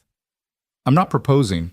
I think that's still your job in this scenario, but I'm saying when you're ready, I'm ready. No rush, no pressure. Just wanted you to know. Ryan's heart was doing that thing again where it felt too big for his chest. What if I'm ready now? Are you? He thought about it, really thought about it. About Sarah and his promise to move forward, about Emily's happiness, about the home they'd built and the life they were living, about how Alex made him laugh and challenged him to be better, and loved his daughter like her own. About how she'd walked into his carefully controlled existence and blown it all apart in the best possible way. Yeah, he said. I think I am. Alex's smile was incandescent. Then I think we should start planning. They didn't tell Emily right away, wanting to figure out some details first. Ryan wanted to do it properly, get a ring, plan a proposal that meant something. But Emily, with her uncanny ability to read situations, figured it out within days. You're going to marry Alex, aren't you? She asked Ryan one morning over breakfast. Ryan nearly choked on his coffee. What makes you say that? You keep looking at her like Mom used to look at you in the old photos, all smiley and soft. And Alex keeps humming all the time, which she only does when she's really happy. Emily took a bite of toast. Plus, I heard you two talking last night about rings and proposals. You were supposed to be asleep. I was getting water. You weren't exactly being quiet. Emily grinned. So, when are you asking her? I don't know yet. Want to make it special. Can I help plan it? Ryan looked at his daughter, so eager and hopeful, and felt his throat tighten. Yes, sweetheart. I'd like that. They spent the next 2 weeks conspiring together, Emily full of ideas ranging from practical to completely absurd. She wanted fireworks and a flash mob, and for Ryan to propose on the beach at sunset while riding horses. Ryan gently steered her towards something more manageable, but kept the spirit of her enthusiasm. The plan they settled on was simple. A picnic at the state park where Ryan and Sarah had gotten engaged 15 years ago. It felt right to bring things full circle, to honor the past while stepping into the future. Emily helped pack the picnic basket, making sure to include all of Alex's favorite foods. Mrs. Chen contributed homemade cookies and a knowing wink. The Saturday they chose was perfect. Clear skies, warm but not hot, the kind of June day that reminded you why you lived in the Pacific Northwest. Ryan told Alex they were just going for a family outing, nothing special. She believed him right up until they arrived at the park, and Emily suddenly remembered she'd left something in the car and ran back to get it, leaving Ryan and Alex alone on the blanket overlooking the lake. "This is beautiful," Alex said, looking out at the water. "I can see why you picked this spot. I proposed to Sarah here, 15 years ago, almost to the day." Ryan watched Alex's face carefully, but she just smiled. "I'm honored you'd share this place with me. That means a lot." "It does. This place is full of good memories, and I want to add to them. Want to build new ones alongside the old." Ryan took her hand. "These past 8 months with you have been... I don't have words for it. Transformative feels too clinical. Life-changing feels too dramatic. But you've taken this broken, scared guy who was just going through the motions and reminded him how to actually live." "Ryan, let me finish." He reached into his pocket and pulled out the ring he'd spent weeks choosing. Simple, elegant, a sapphire surrounded by small diamonds because Alex had mentioned once that she'd never liked traditional engagement rings. "Alexandra Reed, you crashed into my life literally and figuratively, and I will never stop being grateful for it.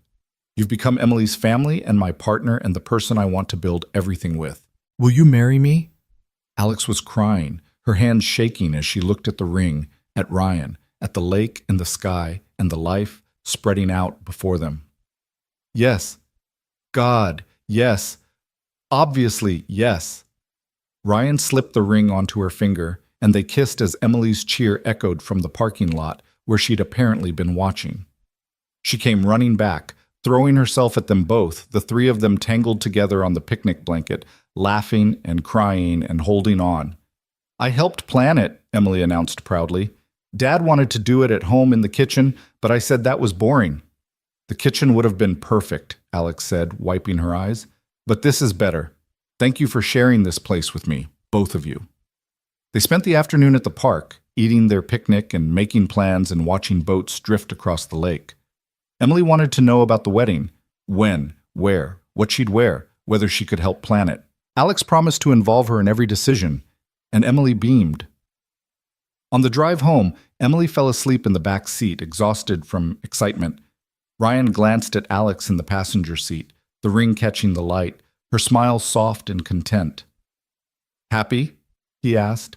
"Ridiculously happy, almost suspicious of how happy." She laughed.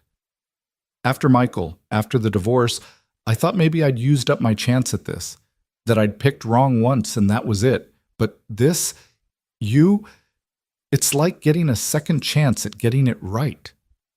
"I know the feeling." Ryan reached over and squeezed her hand. "Sarah used to say that the universe gives you what you need when you're ready for it. I didn't believe her at the time. Seemed like wishful thinking. But maybe she was right. I wish I could have met her. I wish you could have too. She'd have liked you. Would have appreciated how you've loved Emily, how you've taken care of us both." They drove through the gathering dusk, through the town they'd both chosen in different ways, toward the home they'd built together. Tomorrow they'd call their families and tell them the news.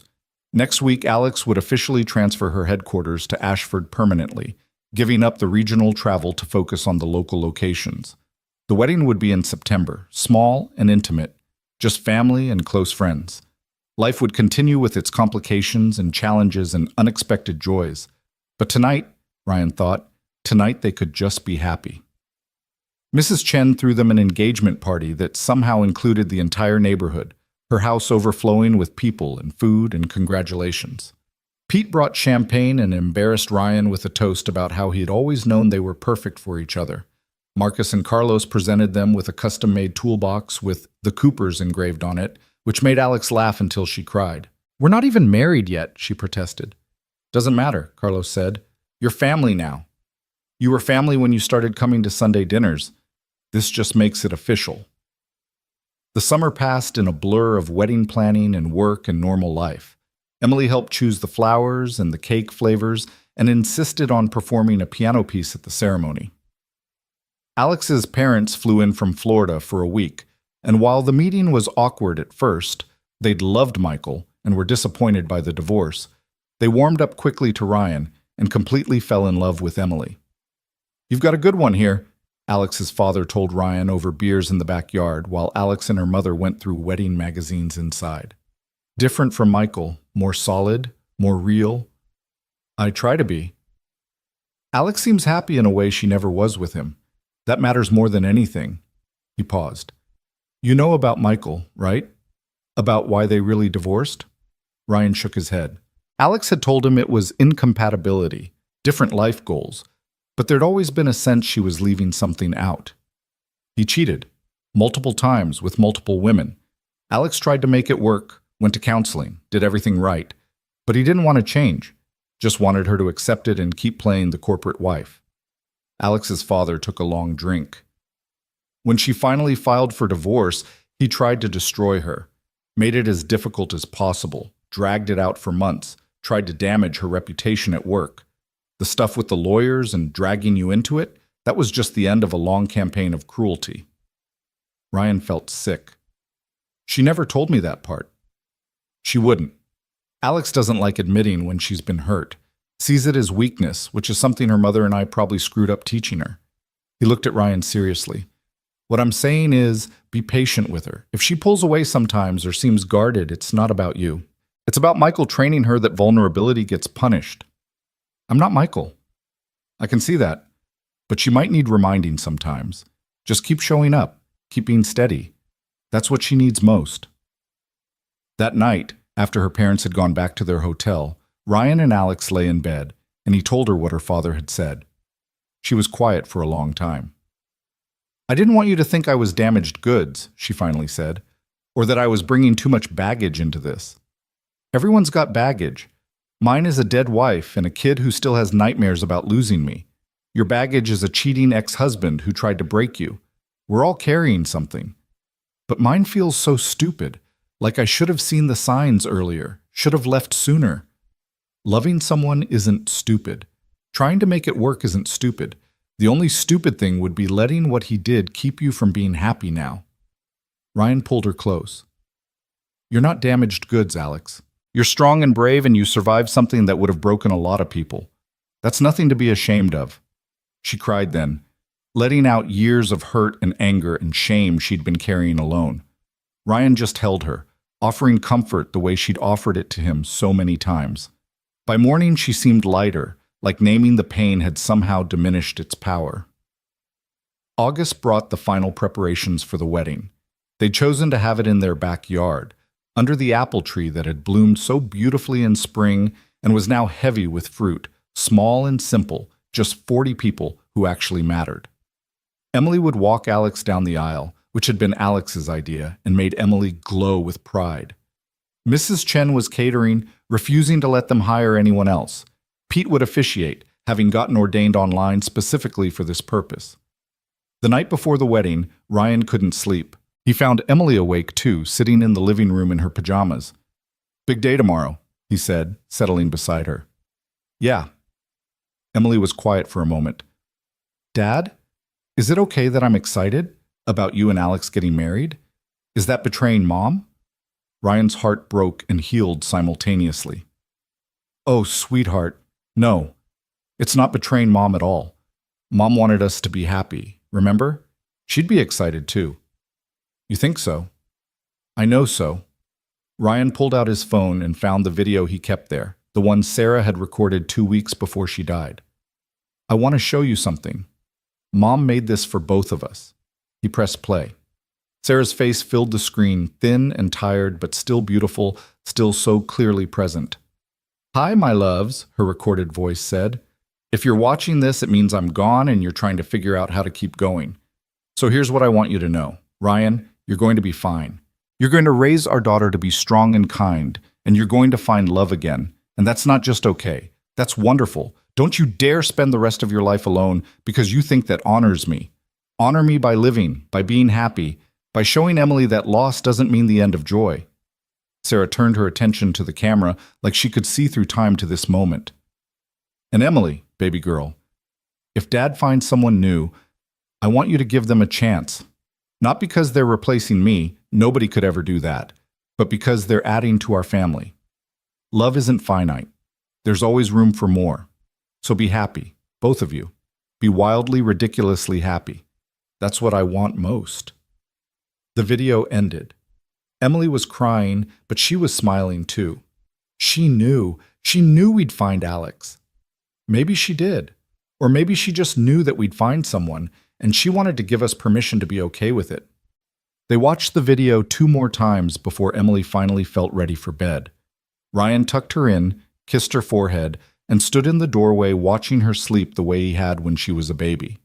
Tomorrow he'd marry Alex, would make their family official in every way that mattered.